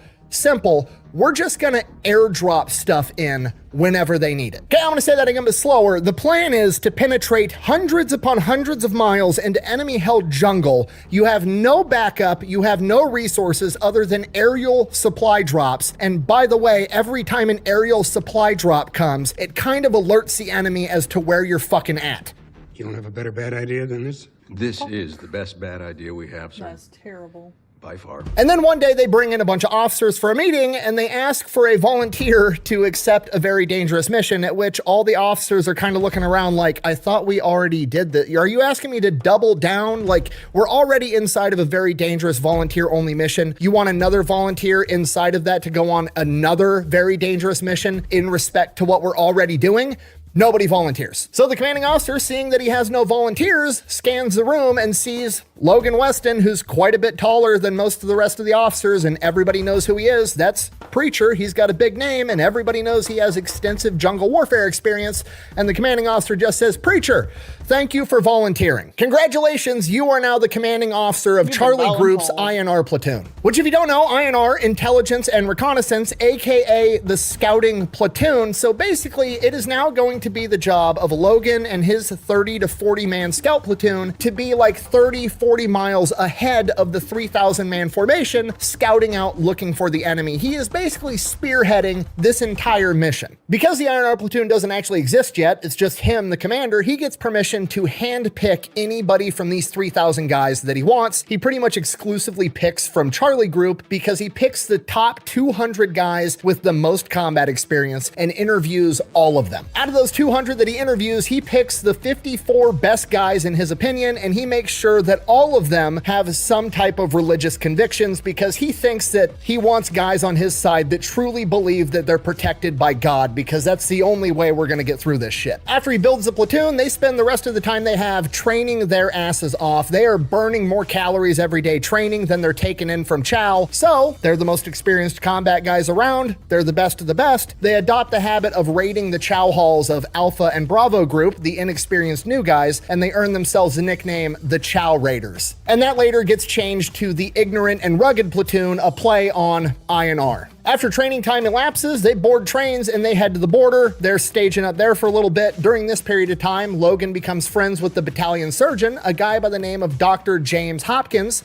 the great-grandnephew of John Hopkins, you know, like John Hopkins Hospital. Now, up until this point, they've been told the entire time, hey, we've had a bunch of engineers out there. They're already building a road that's supposed to go and hook up to the Burma road. So you guys are actually going to be able to drive into enemy territory on trucks. I don't believe you. That's not what happens. They're working on a road, but it ain't that kind of road yet. Trucks aren't going to be able to make it, so they have to go and unload a bunch of mules off of trains, and they're going to carry all their equipment and ammunition and supplies on mules. Donkey! So they get the mules loaded up, and Logan and the INR platoon take off 24 hours before anybody else does. Originally, they've got this like gravel road that was made by the engineers known as the Lido Road. They follow that for about 80 miles. They're running into engineers. The engineers are making coffee for them. It's not that bad. I mean, they're walking with 65-pound rucksacks, so that kind of sucks, but they're not really in enemy territory yet. Very quickly, though, everybody comes to kind of really get annoyed by these mules because, as I'm sure you can imagine, walking in the jungle with a 65-pound rucksack through mountainous terrain gets pretty tiring, so every hour or so they're stopping to take like a 10-minute break. And apparently the mules would see everybody else is stopping and sitting down, and then the mules would also like sit or lay down, and then the mules were incapable of getting back up when they were fully loaded with gear. So every single time they would have to unload the mules, get them stood back up, reload the mules, and pretty soon it turned into the guys that were in charge of the mules weren't actually getting a 10-minute break. They just got to spend 10 minutes unloading and reloading the mules. Stubborn jackass! After they get to the end of the Lido Road, they just kind of take off into the jungle, headed the general direction of where the enemy is, and by January of 1944, they've traveled about 125 miles. Around this point in time, Logan gets orders that he needs to head east from where he's at because the Chinese are engaging Japanese forces. He needs to try to link up with the Chinese forces, and remember, Logan is about a day ahead of everybody else. So they start making their way there, and then eventually the lead scout notifies Logan that there's somebody up ahead on this trail. They see somebody, so they go, they check it out. It's some Asian guy in some type of uniform. So they kind of like make themselves known, not knowing if it's the Japanese or the Chinese. And then the Asian guy just kind of raises his hand and they think he's waving. They're like, oh shit, we found the Chinese guys. This is awesome. You seriously never noticed? Oh boy. Hats off to you for not seeing rays. And then the Asian guy drops his arm and they start getting lit up by machine gun fire. Remember, this is 54, the most jungle warfare experienced guys we got. They all hit the deck for a second, and then within a matter of like 2 minutes, they've killed all of the Japanese soldiers that staged this ambush. Okay, just so we're on the same page, this is the first encounter between Merrill's Marauders, or America in general, and the Japanese Empire in Burma. America got ambushed by surprise, proceeded to kill everybody that ambushed them, and Logan's men didn't have a single casualty in return. We're setting a tone right out of the gate. From here, they keep making their way east. They get into some more skirmishes. Eventually, new orders come down. They got new intel. The Chinese are attacking the Japanese at a place called Wallaboom. It's a village that's basically been commandeered by the Japanese. They're using it as an outpost. They've got a ton of supplies there. Perfect target for guerrilla warfare. They're already being attacked by the Chinese on one side, so if Merrill's Marauders can come up from the other side, they'll pinch them in a vice and crush everything. For this, the INR platoon links back up with the rest of the main force. They make their way there. They're being super sneaky, secretive, and the tall grass. The Japanese don't know they're there. They're getting a lay of the land. They're checking everything out. And there's this river right by Wallaboom, right next to the road that's going to be the same road the Japanese have to retreat through if the Chinese are able to break through their line. So they get a roadblock set up, and this is a perfect fighting position because if the Japanese want to be able to rush them to engage, they're going to have to run through a river first. We literally have a moat. You couldn't ask for a better fighting position. There's just one flaw with it. The river has this big bend that gets really close to where the roadblock is set up, and if the Japanese can circle around them, cross the river there where it's safe, they'll be able to outflank them. So somebody's going to need to cross the river onto the enemy side and set up a fighting position to defend the flank. And that somebody is the INR platoon. So the INR platoon crosses the river into enemy territory. They get some high ground. They set up a defensive fighting position, and then everybody just kind of waits because now we have to wait for the Chinese to punch through the Japanese lines, and there's really no guarantee that that's going to happen. They got to figure out a way to make sure the Japanese end up retreating so that they can surprise them with this ambush, and the plan they come up with is Merrill's Marauders at this point in time has 14 Nisei, Japanese Americans that have volunteered to go on this mission too, and they are fluent in Japanese. So they start tapping into telephone lines and listening in on Japanese conversations, and through doing this, they find out that there's a massive ammo dump inside of Wallaboom. What is that? We need air support, and we need it now. Roll in strike package Bravo on unknown target. I authenticate Tango Whiskey. Send the Hawks, sir. Okay, send the Hawks over to Killbox 1 Alpha. It's a dangerous place. It would be a shame if something was to happen to that. 300 feet. Killbox 1 Alpha, 300 feet, danger close. They blow up the ammo depot. Oh shit moment for the Japanese. Now they don't have ammunition to keep fighting. They need to get the fuck out of here, so they go to retreat, and they retreat right into the Marauders. Marauders mow a bunch of them down, then they have to retreat from that and go back into the village, and then they start sending out different scouting elements trying to figure out what's going on because now they're sandwiched out of nowhere. Then they come up with a brilliant plan. We're gonna send a bunch of guys to go outflank the Marauders by crossing the river on this bend, and they send 90 Japanese soldiers out there to do that, but guess who's already there? The INR platoon. The INR platoon catches them by surprise, mows a bunch of those guys down. They retreat again, and this time they come back with even more guys, but the INR platoon has one Nisei with them, and he can actually hear the Japanese officer yelling orders, so he's literally translating and telling Logan, here's what that guy's saying, they're gonna attack over here, and then they just readjust the machine guns and mow them down all over again. And this goes on for the next 5 hours straight, just farming the enemy for XP. It gets to the point that the INR platoon is surrounded surrounded on all three sides with the river to their back, and they're running low on ammunition, so Logan hops on the radio and explains the situation. So the main element in Charlie group gets some mortar guys and some machine gun guys over to that area of the river. They get set up on the opposite end of the river, and the mortars drop a bunch of smoke shells. Then they create a wall of fire, and they're ready with the machine guns. This gives the INR platoon the ability to retreat back across the river, get more ammo, and rejoin those guys, and they form a line there, preventing them from getting flanked. And remember, while all this is happening, the Chinese are still attacking and applying more pressure, forcing the Japanese to either stand their ground and fight them, or to turn and run into a wall of lead from the Marauders. And we were just slaughtering the hell out of them, you know. But they weren't backing down, let's put it that way. Eventually, as I'm sure you can imagine, with two forces coming closer together, eventually the American forces and the Chinese forces meet because there's no Japanese forces left. When that happens, there's kind of a lull in the battle, like the Americans are like, hold on. These guys look different. They're wearing different clothes. Hang on a second. The Chinese, on the other hand, apparently did not realize that the Americans looked significantly different from the Japanese, and they opened fire. I couldn't find any documentation saying whether or not any of the Chinese guys got killed, just that a firefight did occur briefly, but then eventually they kind of figured out what was happening and everything was cool. Fine, I'll say I'm sorry. No, be sincere. Like this.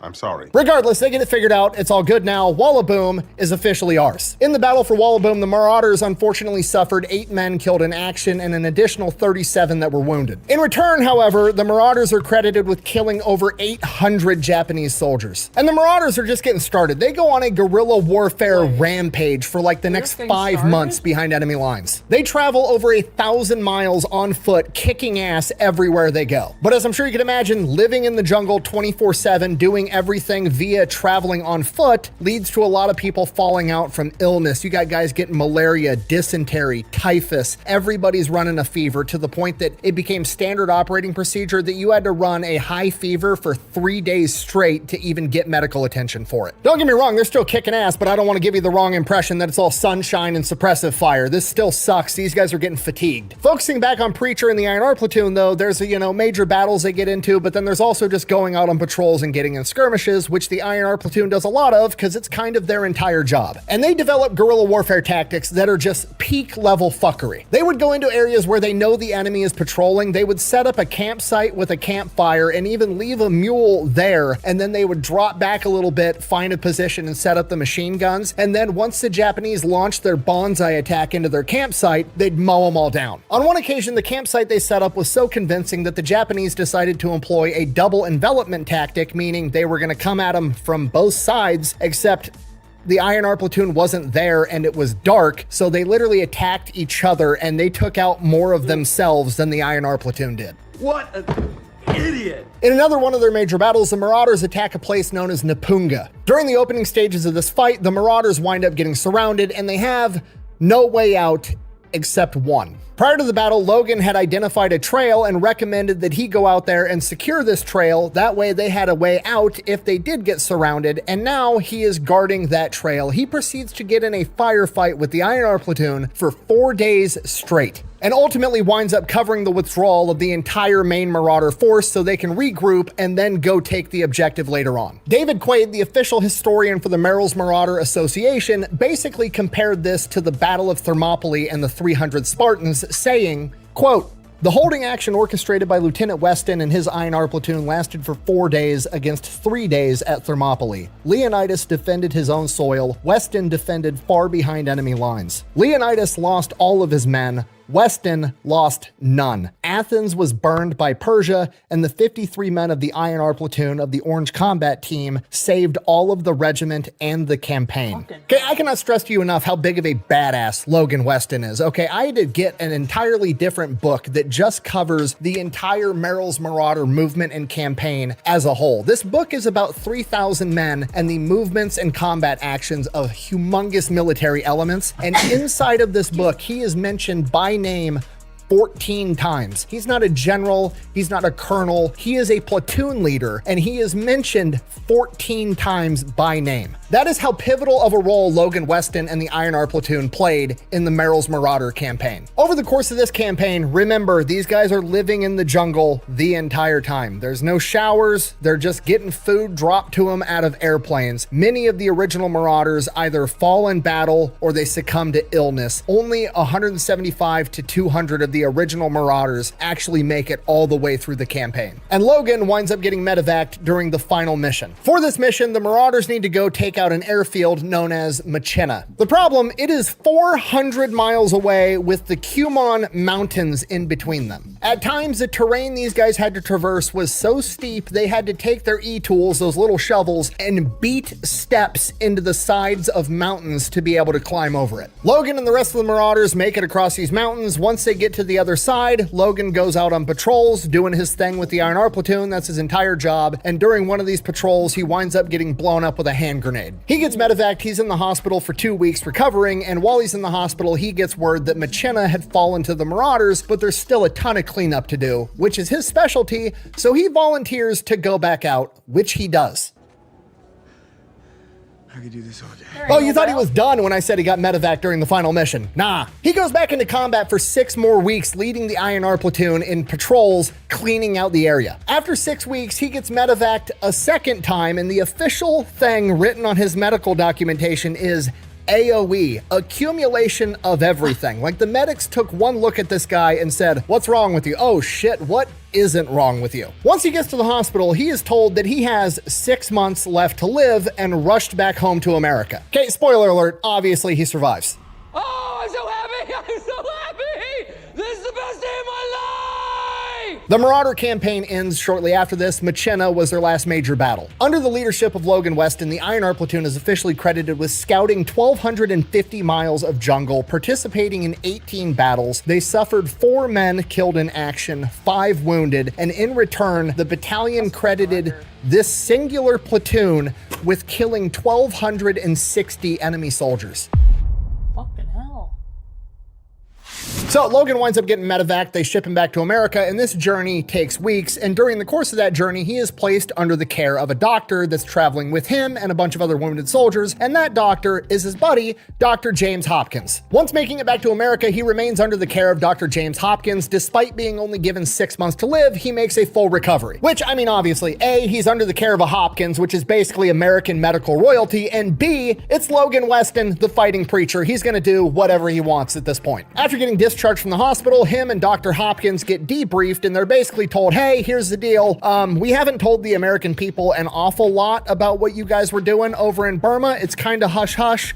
Don't ever talk about this again, like for the rest of your life. Now, obviously, they're not the only ones getting debriefed. This is like one officer telling an auditorium of Merrill's Marauders this, and all the enlisted guys, for the most part, are like, okay, sounds good. I'm going back home to the farm. They all leave. James Hopkins and Logan Weston stay in the room, and they're like, that's bullshit. I should be allowed to talk about my life experiences. I'm gonna do it. They are then promptly taken to the office of another high-level commander where they get into an argument, and then they wind up getting basically placed on house arrest in a local hotel and held there until they figure out what to do with them. After a couple of days of being locked in this hotel room and having different conversations with the chain of command, they come to the agreement that, okay, here's the deal. You can talk about it, but you can only talk about the stuff that's already been put out in the newspapers and in the press. And they're like, okay, hear me out. I've been in the jungles of Burma. I have no idea what's been in the newspapers the past 3 years. So they go and get like 3 years worth of newspapers and press and bring it to the hotel room and tell them, read all you want. That's what you're allowed to talk about. If it's not in there, please don't talk about it. Logan and James agree to these terms, and they spend the next couple of days reading through all these newspaper articles and magazines and everything else. Okay, and if you were in the military, I know what you're thinking. This story is completely BS because there's no way the chain of command is going through all this effort to appease 2 random guys that aren't willing to follow orders. And you know what? You're probably right 99.9% of the time. We gotta realize this isn't 2 random guys. This is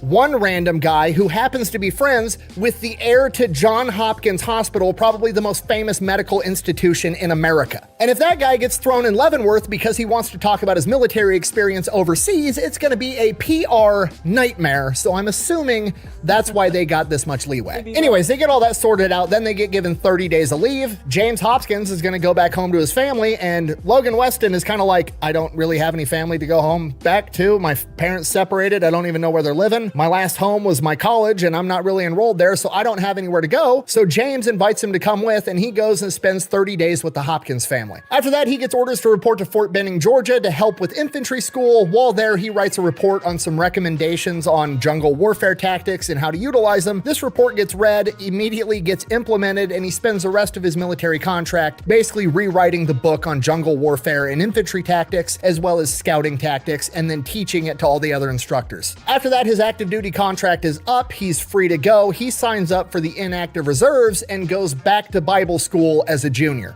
Back to school.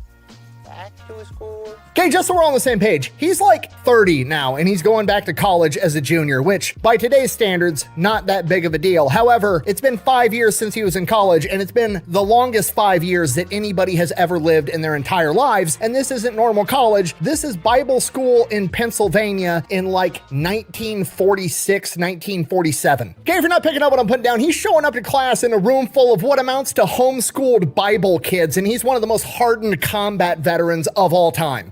He doesn't really fit in. You know what I mean? What do you do with that? Little Timothy and Susan that have been sheltered their entire lives. I don't think violence is ever the answer. Motherfucker, unless you want to be speaking Japanese, it's got to be the answer sometimes. So yeah, he doesn't make it very long going to class. He works out a deal with the college where they're going to allow him to complete his degree via correspondence, basically mailing the work back and forth, and he winds up taking a pastor's position at a church in a small coal mining town in Pennsylvania. So for about the next 3 years, he's finishing his degree via correspondence, and he's being the pastor to this small church. During this time period, the church finds out about his extensive combat experience and they ask him to speak about it, and he just kind of goes up there, says the truth, everything that's going on, and there's this really pretty girl sitting in the front row, and midway through his speech, she leans over and whispers to somebody else, but he hears it.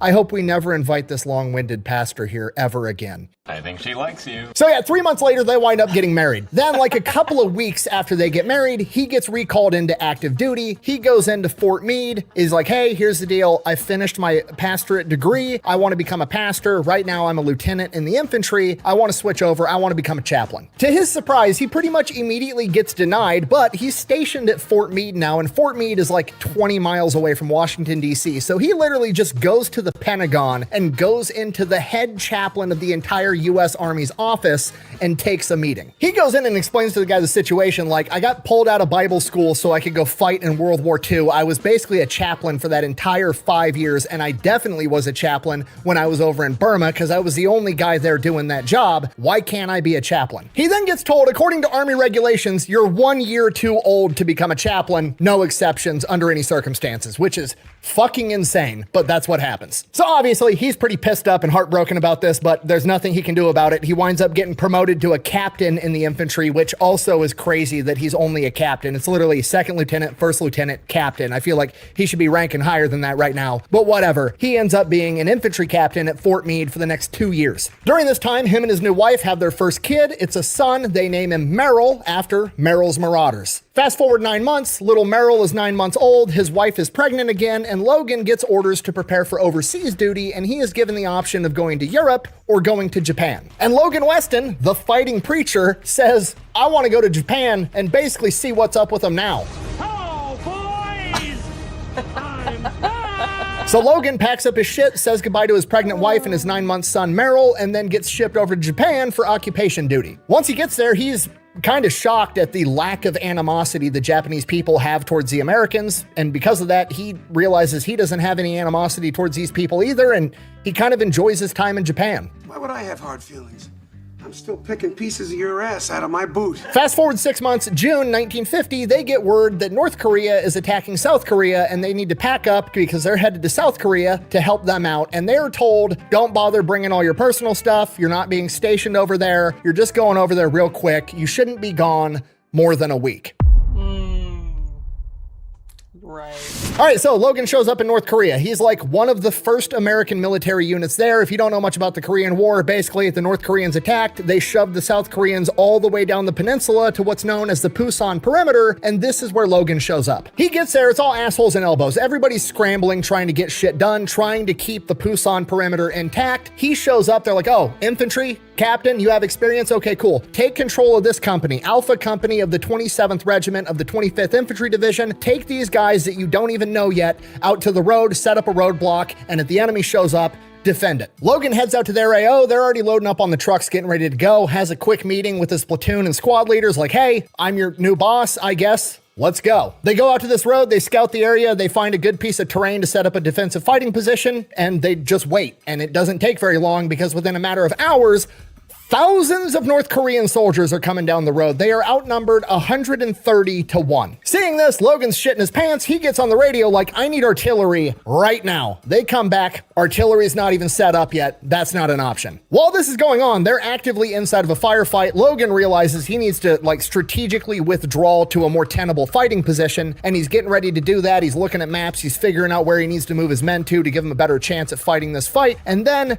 3 Russian-made T-34 tanks come barreling down the road, punch right through the block, right through the machine gun fire, and drive right past their position. Then, once they get far enough past, they stop, turn their turrets, and start firing on Logan Weston's position from the rear. Perfect, now we're surrounded, and we can't get away. There's only one option left for the main character, the fighting preacher. He's gonna say a little prayer about it, and then proceed to do some gangster shit. He hops on the radio, I need a rocket launcher team up here now. Eventually, 3 anti-tank infantry guys come tearing up on a Jeep with bazookas. Remember, the fighting preacher's never gonna ask a man to do something he wouldn't do himself, so he grabs those 3 guys and says, follow me. These tanks are about 300 yards away with nothing but rice paddies in between them. These rice paddies are like hip-deep mud, essentially. Logan takes his 3 bazooka guys, guides them towards the tanks. They traverse these rice paddies. They get within like 25 yards of these enemy tanks. While they're inside of this ditch right by these tanks, Logan instructs the rocket team. It's 3 guys, but they only got 1 launcher. Take out the lead tank, immobilize it, then immobilize the rear tank. That's going to trap the middle tank in the middle, and then we'll take it out. That's exactly what happens. They take out the tracks on the front tank, the tracks on the rear tank, immobilizing them, and then they take out the turret on the middle tank. Okay, problem now, the lead and rear tanks still have their turrets operational, and they start looking for wherever they just got hit from, so Logan instructs the men to start shooting out the periscopes on the tanks so they can't see them. While they're doing that, he reaches into his bag. He's got a couple of M1 anti-tank grenades that he starts firing at these tanks.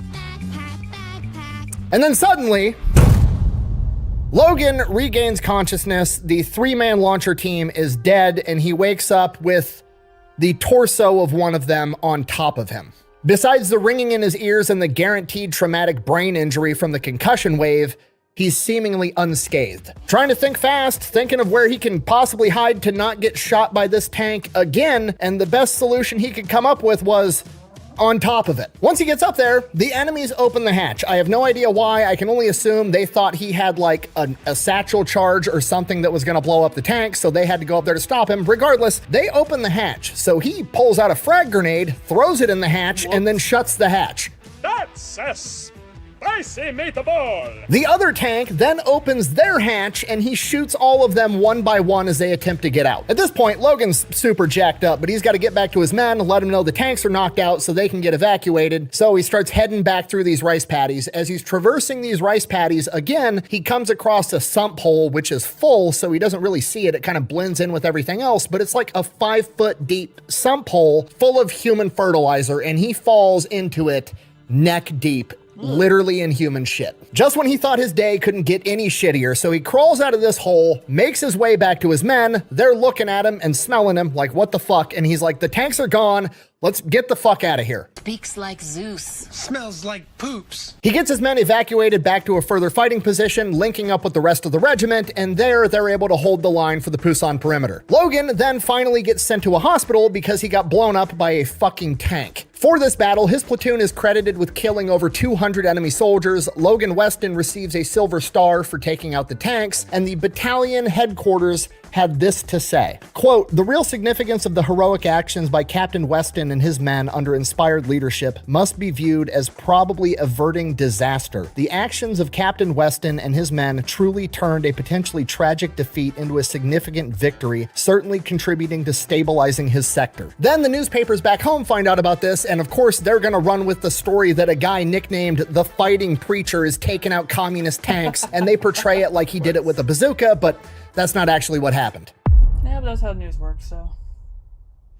All right, so by like late July, Logan's patched up from the hospital. They send him out with his company on a foot patrol looking for the enemy. They walk around for days and days. They don't see shit. After that, it's time to, go back for some R&R. So they're ordered to fall back to a place called Mason that's supposed to be a safe area, pick up a defensive position, which is basically just like you're in a safe area, be there to defend it, but nobody's coming.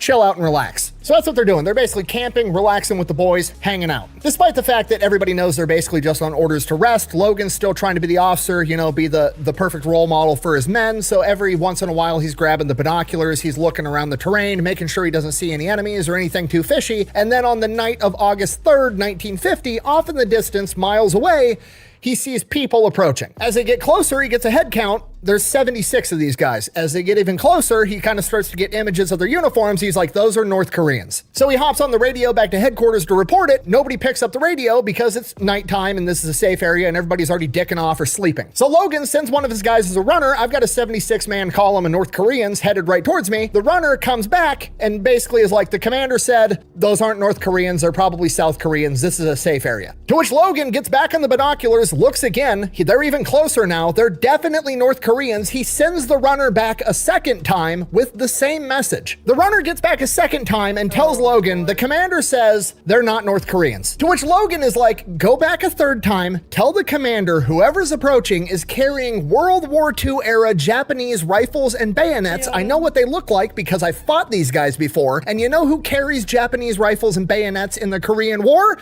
The North Koreans. So the runner takes off a third time, probably out of breath at this point. Meanwhile, these 76 guys are just getting closer and closer and closer. By the time the runner gets back, these guys are like approaching the hill that Logan and his men are posted up on, and the runner delivers the same message over again. The commander says that this is a safe area and that there's no way that those are North Koreans. They must be South Koreans, and you just don't know how to tell the difference.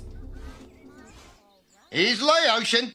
Ain't you, Mr. Khan? Like as soon as the runner tells this to Logan, the guys reach the base of the hill, they fan out, they start coming up the hill and opening fire on Logan and his men. Logan and his men start returning fire immediately. In between gunshots, Logan turns back to the runner, I'm paraphrasing here, but basically says, well then go ask the commander why they're fucking attacking us then. The runner takes off for a fourth time and then Logan promptly gets shot in the thigh. Logan goes into main character mode, somehow manages to stay on his feet and is still returning fire against the enemy while a medic is applying a pressure bandage to his thigh and then tells Logan, you're bleeding a lot, you need to go to an aid station like now. As Logan receives this information, the North Koreans begin yelling Manzai, which means victory in Korean, and they charge up the hill. So Logan is actively bleeding out, he's participating in the firefight, and he's directing his men on how to conduct themselves inside this firefight. He realizes the situation is changing too fast, the boys need him, he's fucking staying. Logan gets his machine gunners repositioned, they repel this bayonet charge. During the firefight, he gets shot in the arm. By this point, he's losing so much blood, he's starting to get lightheaded. He realizes he does need to get to that aid station. He instructs one of his non-commissioned officers to hold these positions.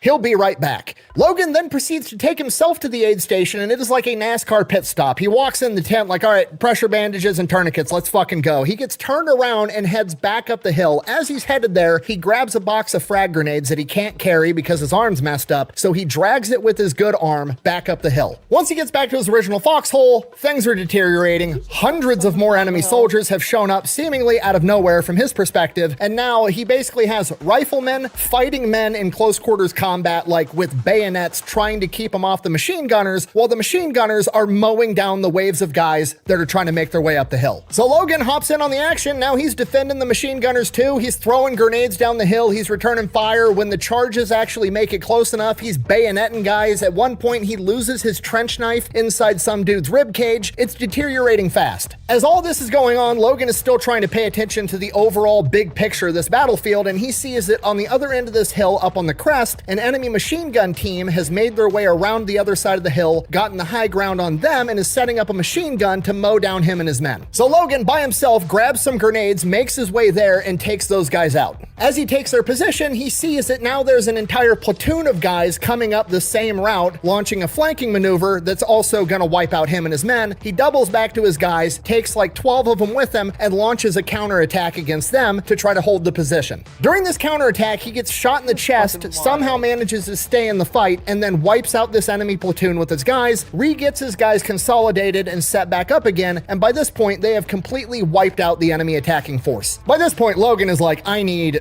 a doctor so bad. And as he's thinking that to himself, a bunch of enemy trucks come pulling up in the distance. Logan looks over at the radio man. They start calling in mortar fire on these trucks. As the mortars get dialed in, they start hitting the trucks, and Logan is like, okay, you guys have this situation under control. I gotta go. Logan gets to the aid station and his condition has deteriorated so much that he is beyond their level of care. They immediately transport him to an army surgical hospital outside of Busan, and he is beyond their level of care as well. They do what they can to stabilize him, and he gets shipped off to a hospital in Tokyo. Obviously, Logan survives because you can't kill this guy. While he's in the hospital, he finds out that his platoon is credited with killing 400 enemy soldiers and repelling an attack that almost certainly would have overrun regimental headquarters. And Logan individually was credited with killing 27 enemy soldiers, 6 of which with bayonet and 1 with a trench knife. For this, he was written up to receive the Medal of Honor. However, the regimental commander, you know, the same one that was told 3 times we're getting attacked, and he's like,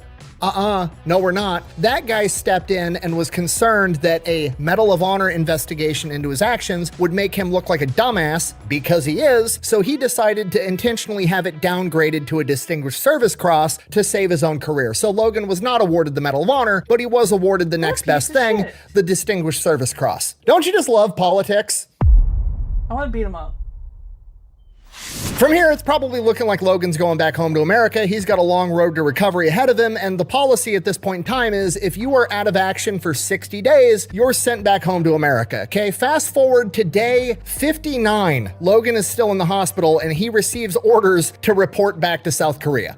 Fuck me, right? So he shows back up to Busan in October of 1950 to his same unit, the Wolfhounds, the 27th Regiment of the 25th Infantry Division. He is not given command of his old platoon. Instead, he is promoted to major and made the Battalion Plans and Training Officer. Okay, a lot has changed in the Korean War since he's been gone for 2 months. Basically, when he left, they were pushed all the way down to the southern tip of the peninsula at the Busan perimeter. Since then, they've made the amphibious landing at Incheon behind enemy lines, and then UN forces and American forces have managed to push basically all the way back up to the 38th parallel. And this is right around the time where the goalposts get shifted from we're gonna fight to preserve South Korea to we're gonna try to take all of North Korea as well and just end the problem out of the gate. So basically, as soon as he gets back, it's basically like, hey, here, you're promoted, we're charging into North Korea. From here, they rapidly advance up the peninsula, and it's basically cleanup and guerrilla warfare. He actually writes in his memoirs how much nicer it is fighting in Korea than the Pacific. He's like, the weather's way better, they're not hiding in bushes, there's not much stuff for them to hide behind, they're just kind of like out in the open. When he was later interviewed about it, he said, and I quote, "The commies aren't nearly as good as the Japanese at guerrilla warfare fighting. They make their strikes, then they stand around and wait to get cut down." Within like a month, they've traveled all the way up to the peninsula, and him and the rest of his guys and the rest of the US forces in general are all at the Yalu River, basically the Chinese border. Okay, we all know what happens next. China gets involved, they attack with hundreds of thousands of men, catching us off guard, and then push the UN and American forces back down the peninsula. Logan's unit is ordered to basically go down to Seoul and then on to Suwon, and they basically fight a tactical retreat all the way down the peninsula. They fight, then they retreat a little bit, they fight some more, retreat a little bit, fight some more, retreat a little bit, all the way down to Seoul and Suwon. The Chinese forces chase them all the way down the peninsula to Suwon, and outside of Suwon on February 7th, one of the platoons gets pinned down by an enemy stronghold up on a hill. And the commander of this company is this crazy guy by the name of Louis Millet, a World War II veteran that had already led a bayonet charge previously because he heard a rumor that the communists were talking shit that Americans were scared to fight with bayonets. So Louis Millet orders the tanks off the road so they don't get hit with anti-tank fire, then grabs another platoon, joins it together with his platoon, and then proceeds to bayonet charge an enemy stronghold uphill into enemy machine gun fire and grenades. And Logan Weston, remember, he's like the big picture guy. He's in charge of basically all the platoons and their bigger movements on the battlefield, and he's watching this unfold, and it becomes apparent to him that this bayonet charge is going very well because they make it to the top of the hill and start killing the enemies in their trenches. So Logan takes command of the tanks that had pulled off the road and orders them around the crest of the hill because he realizes the enemy's going to be forced to retreat. Louis Millette and his platoon kill over 100 guys, 30 of which with bayonet. The rest are forced to retreat down the hill and then run into tank fire directed by Logan. Okay, pause the story. Sidebar. All right, I've already done an entire video on Louis Millette. Awesome story. This dude's a tremendous badass. He winds up earning the Medal of Honor for this action. But when I was doing the research for this video, when I read that he had oversaw Louis Millette's bayonet charge, which is like extremely famous in military history, I threw the book down and I was like, there's no fucking way this guy has done this much shit. Nobody is this big of a main character. It's not possible. Okay, and it's not that I don't want to believe him, but extraordinary claims require extraordinary evidence, and it's just he's done so much shit, it's starting to seem impossible. And that's by my standards, and my standards on what's impossible are well above the average person. So I dig into it thinking there's no fucking way. But it's okay, we can double check this super easy. So I pull up all my notes from my Louis Millette video years ago. Easiest thing I could look at, what unit was he in? Would they have been even in the same area at the same time? Sure enough, right there in my notes, Louis Millette, leader of the Wolfhounds, 25th Infantry Division, 27th Regiment,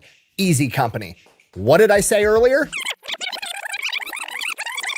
Fuck me, right? So he shows back up to Musan in October of 1950 to his same unit, the Wolfhounds, the 27th Regiment of the 25th Infantry Division. Okay, I don't understand how one dude does this much shit. He was at Guadalcanal. Granted, he wasn't there for the main fighting, but still, he was at Guadalcanal. He was at New Georgia. He became one of Merrill's marauders. He arguably saved the entire Korean War by preserving the Pusan perimeter. He then is at the Yalu River when the Chinese attack, and then he just super casually oversees the last bayonet charge in American history. Oh, but don't worry, it gets even crazier because you want to know how his 1 week little excursion ends? Oh, he gets hit with enemy sniper fire in the chest and the bullet gets stopped by the Bible in his breast pocket, and 2 days later he gets orders to rotate back home. What the fuck?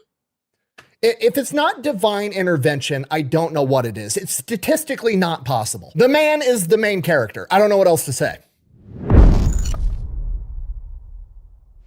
So from here, Logan Weston goes back home to America, goes on leave for a little while. Then he gets orders to report to Fort Benning, doing some officer stuff. He's in charge of like an infantry regiment, whatever. And while he's there, he's like, you know, I'm in my 40s, but I'm sick of walking everywhere all the time. I want to become a paratrooper. So he goes, gets his jump wings, becomes airborne in his 40s. Okay, I need you to appreciate how truly insane this is. This man is 40 years old, and when you jump out of a plane for the Army on a static line jump, you're hitting the ground at like 18 miles an hour, okay? Airborne troops end up literally getting 1 to 2 inches shorter from the compression of their spine and hips over doing jumps, and he's doing this shit at 40. I'm 32, and when I watch my 3-year-old jump off the couch in my living room, I'm like, that seems like risky behavior. And he's out here jumping out of fucking planes. He finishes up his rotation at Fort Benning, then he gets sent to the Pentagon doing like high-level officer shit, you know, admin stuff, policy, training tactics, yada, yada, yada. Hates it the entire time. While he's there, he hits 20 years in service and they're like, hey, you can either retire or take a new assignment. He's like, I'll take a new assignment. So he goes and becomes a battle group commander overseeing 3,000 men at the 82nd Airborne Division. He's there for 4 months and they're like, hey, did you want to become a Green Beret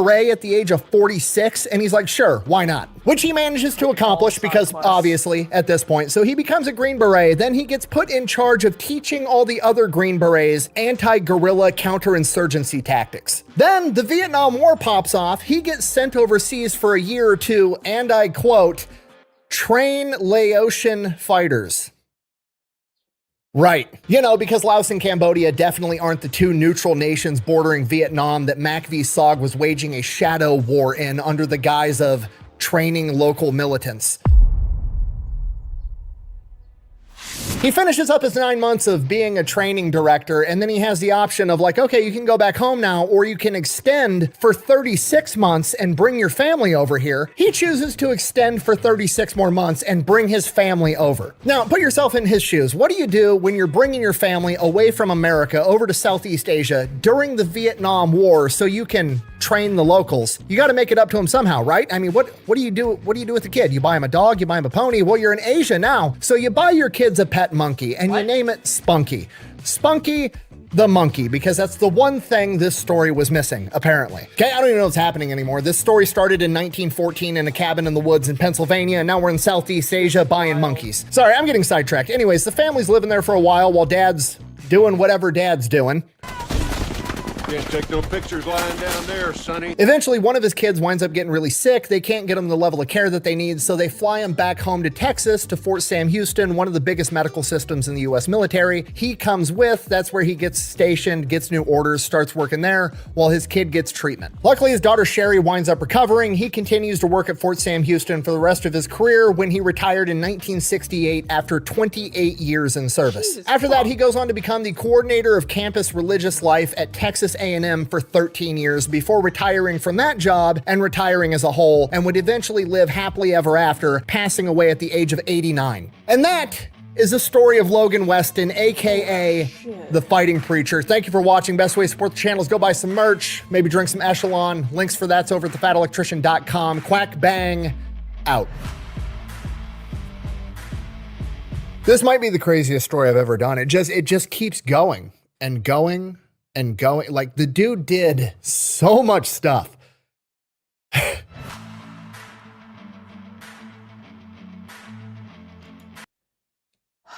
That was one hell of a roller coaster. So much main character energy, so many side quests towards the, like, holy shit. That's a lot. That was a lot.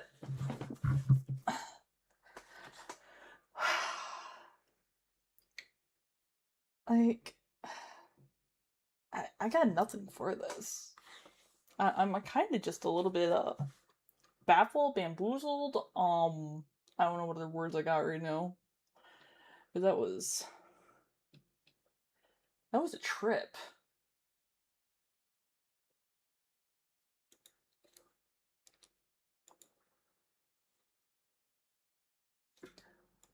That might actually be a good stopping point, actually. I'm pretty speechless right now. Fucking hell. Alright, let me see if they got anybody I can raid. There will be a stream tomorrow. I'm not entirely sure what time it will start at. I'm hoping to start at 4 for more Helldivers, but we'll see. If I get up early enough, I might start sooner than that. It's really gonna depend on when I wake up and stuff, really. Let's see, who is live that I can raid and say hello to? Who can we say hi to? Say hello to. Who can we say hi to?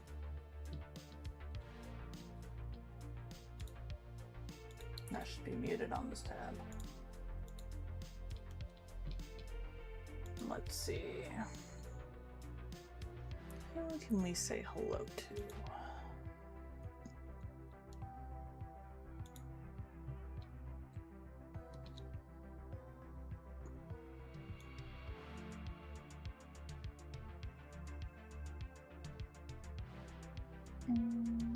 Don't really have much.